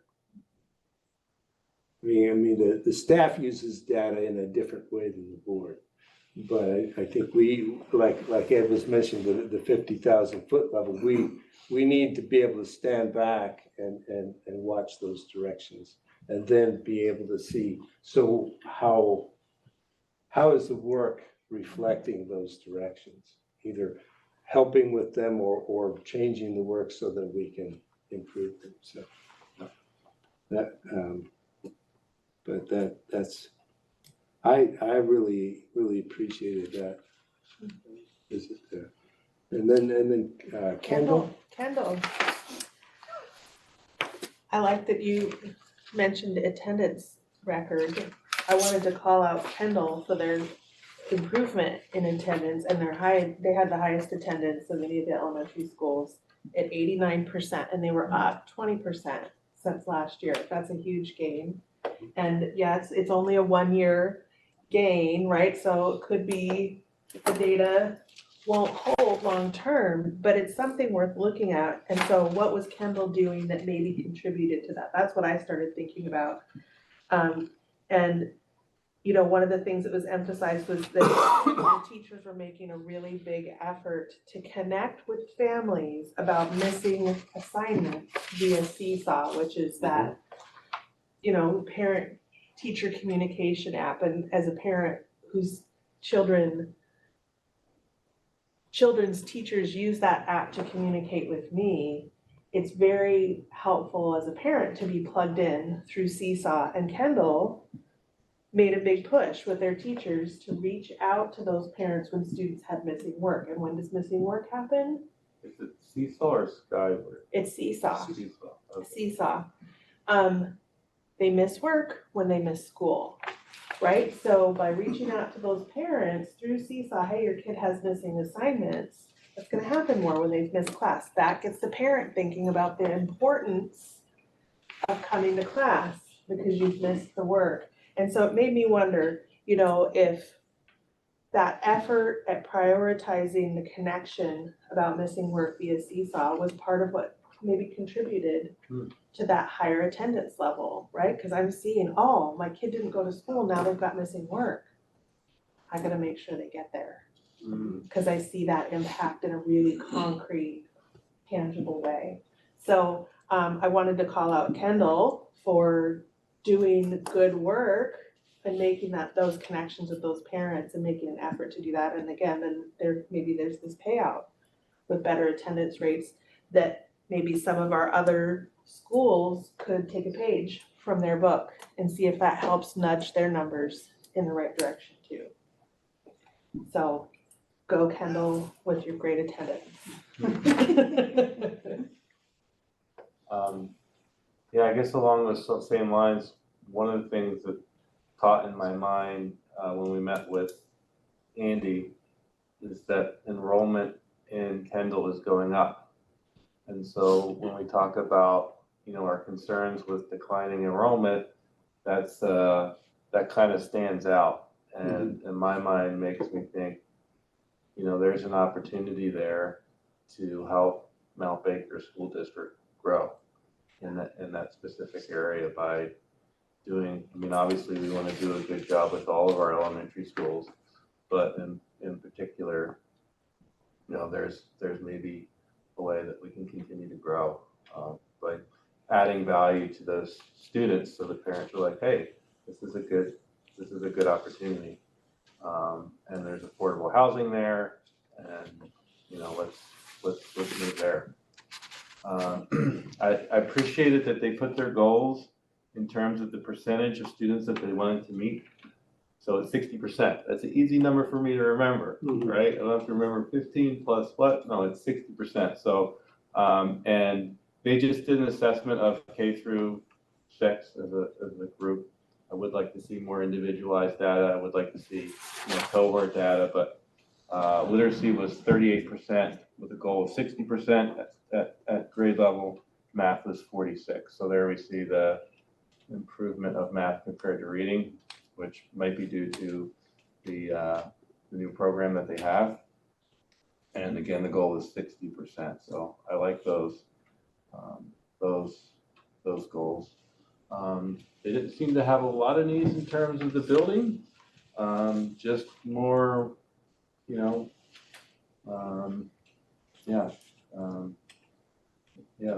a lot there. So, but I really enjoyed the visit.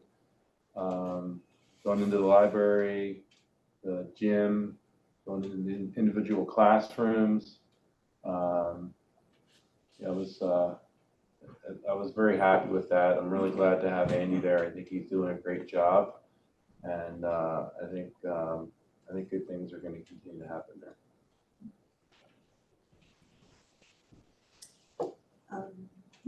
Kendall has a special place in my heart. I've spent a lot of time there, and so it's so great to see a lot of the same faces and positive changes. With the Andy seems like he's really fitting in there, and I think everybody really likes him. And then going back to the attendance thing, he also talked a lot about their family services coordinator, and that she was really good and has a lot of things that she's able to help students with and families with, and maybe that's part of it too, is that there's those challenges are being met, so they're able to come to school a little more often. So I love Kendall. I one thing I noted, and all three schools are doing this, but at Kendall, the outdoor education opportunities, which, as I said, each school is doing the Nooksack salmon enhancement, kids raising salmon eggs again, which is a real hit, and it connects them with the local community, because as they raise their little salmon fry, then they'll release them into a creek nearby the school, so then they can watch 4 years down the road and hope that they can see some adults or 3 or 4 years returning back. So that's it's a neat connection. North Cascades Institute, some of the kids who are at the grade level to go there. I bet for many of those kids, they've never gone overnight anywhere. I've talked to high school students here at Mount Baker who told me they'd never stayed in a motel. I think of the opportunities my kids had and the differential between families. And so it's an opportunity to get out. It's an opportunity to learn in a new setting, and that and Camp Saturna has really been a real benefit for the school district. And then one of the things that we had in the consent agenda was was our annual $30,000 through Wacom Community Foundation for our Mount Baker fund, and which goes primarily to outdoor ed. So I think engaging the kids in that kind of learning is I think the students benefit when they have multiple ways of learning in multiple environments, because what works for one kid may be different for another kid. And I think that's a great opportunity. We think, well, they're living in Kendall, they should be out in the woods all the time, but they get home and the TV's on, or their screen's on. And so it breaks that out. The school improvement goals for Kendall really clear.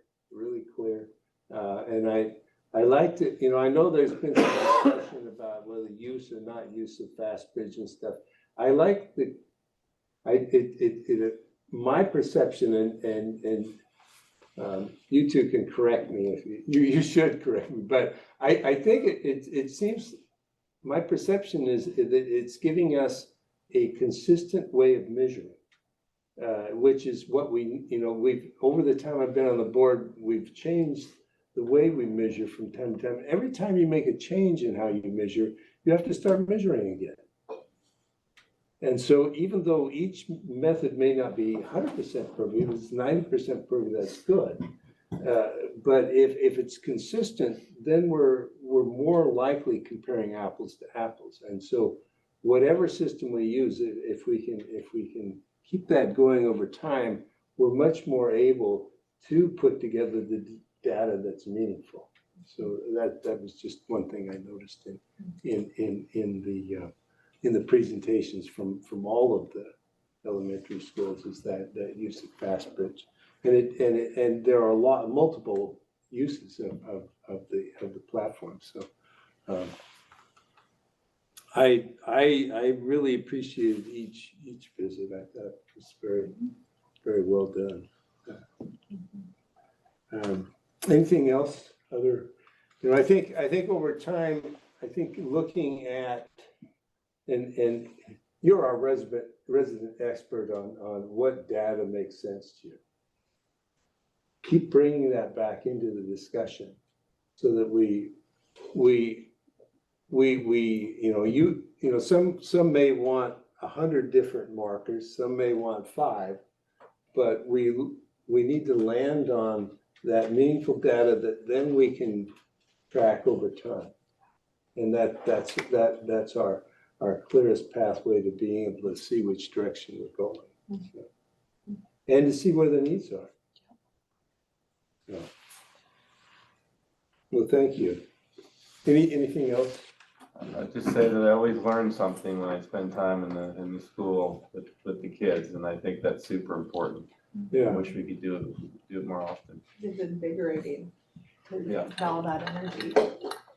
Yeah. And I like doing it one day. I thought it was better than our scattered approach we've done before. I think it's Good. It was lovely too, because even if there's an opportunity to compare and contrast, also what happened is that, I remember, I think Todd Matthews brought up Roots of Empathy, but then when we were at Kendall, we got to see Roots of Empathy stuff on the side of the wall that the kids wrote. It's like, oh, someone had already mentioned that to me, and now I'm seeing it play out in this other school. And so to see those echoes between the schools of that sort of core approach of what we're trying to do at a district level playing out in these different places, that was lovely. But it was also helpful to see some of the trends and areas for where we need to target our efforts, right? There's a trend across all 3 schools with our reading, right? And in those early kindergarten through 3rd grade, our students need some targeted focus to bring up those reading scores. And that wasn't any one school, it was all of those schools. And we talked a lot about how long do we say that this was because of the pandemic, right? But a lot of those kids in that age bracket, they would have been in preschool during the pandemic, and preschool and that early literacy learning is part of what sets that foundation for reading success. And so those younger kids as a cohort are maybe going to need a little bit extra attention from us. And the data, seeing it across all 3 schools, was really helpful for us as a district to know where to target our time and our energy and our funds. So, I loved having all three in one day like that, because it helped me get that big picture. Yeah. And that's our job, right, is to have the big global picture. So that was really lovely, and I'm looking forward to tomorrow. Yeah. So that gets us to, thank you. To tomorrow is meeting schedule, Mount Baker High School or secondary campus visit, beginning at 8 a.m., I believe. And I believe we should meet in the high school office. Yes. So let's start there at 8 a.m. And then we have the ERC tagged on right after the high school. So we should be done, I'm guessing about noon. And so in the main office, that's where we'll start. The first 90 minutes will be with Troy and about the junior high, and we'll be with Matt in the high school. And then before we head across the street, just for meeting space and size of chairs, Ian will give you a quick overview of the RC before we head across the street. Because we're gonna see them in action right away once we enter in. Okay. So, and then something like, I think we mentioned last meeting about working on superintendent evaluation. You did a lot of work on We are your, going to, she's. on policy review, so. We're about halfway through a draft. And did you have this? No, but I got that today. Yeah, go ahead, you can keep that, Okay. or you have that, you've got it on. You all have it. Yeah. Okay, I'll. Yeah. That's the 2-pager. I like the 2-page. And it can be an assistance, I had kind of thought of it as a narrative, like one page, that thing, but that gives you some areas to think about, but, so as you get. We will have a draft ready for executive session at the next meeting. Okay, yeah, and just confirm that with me, so that I can schedule it, Okay, I'll let you know. okay, good, Thank you. yeah, I I did. forgot to say that when we were giving Yeah. our updates. And we have no executive, no executive session, so our next meeting is February 22nd. And then I'm gonna be gone after that one, so I will be at our next meeting, and the following two meetings I'll attend by Zoom. And so I will if you're able to make it, Brenda, I'll let you chair, since it's easier to chair in person. Okay. I can do that. But I do plan on attending. So that brings us to an end. Thank you very much. And close the meeting. Thank you. A few things to sign.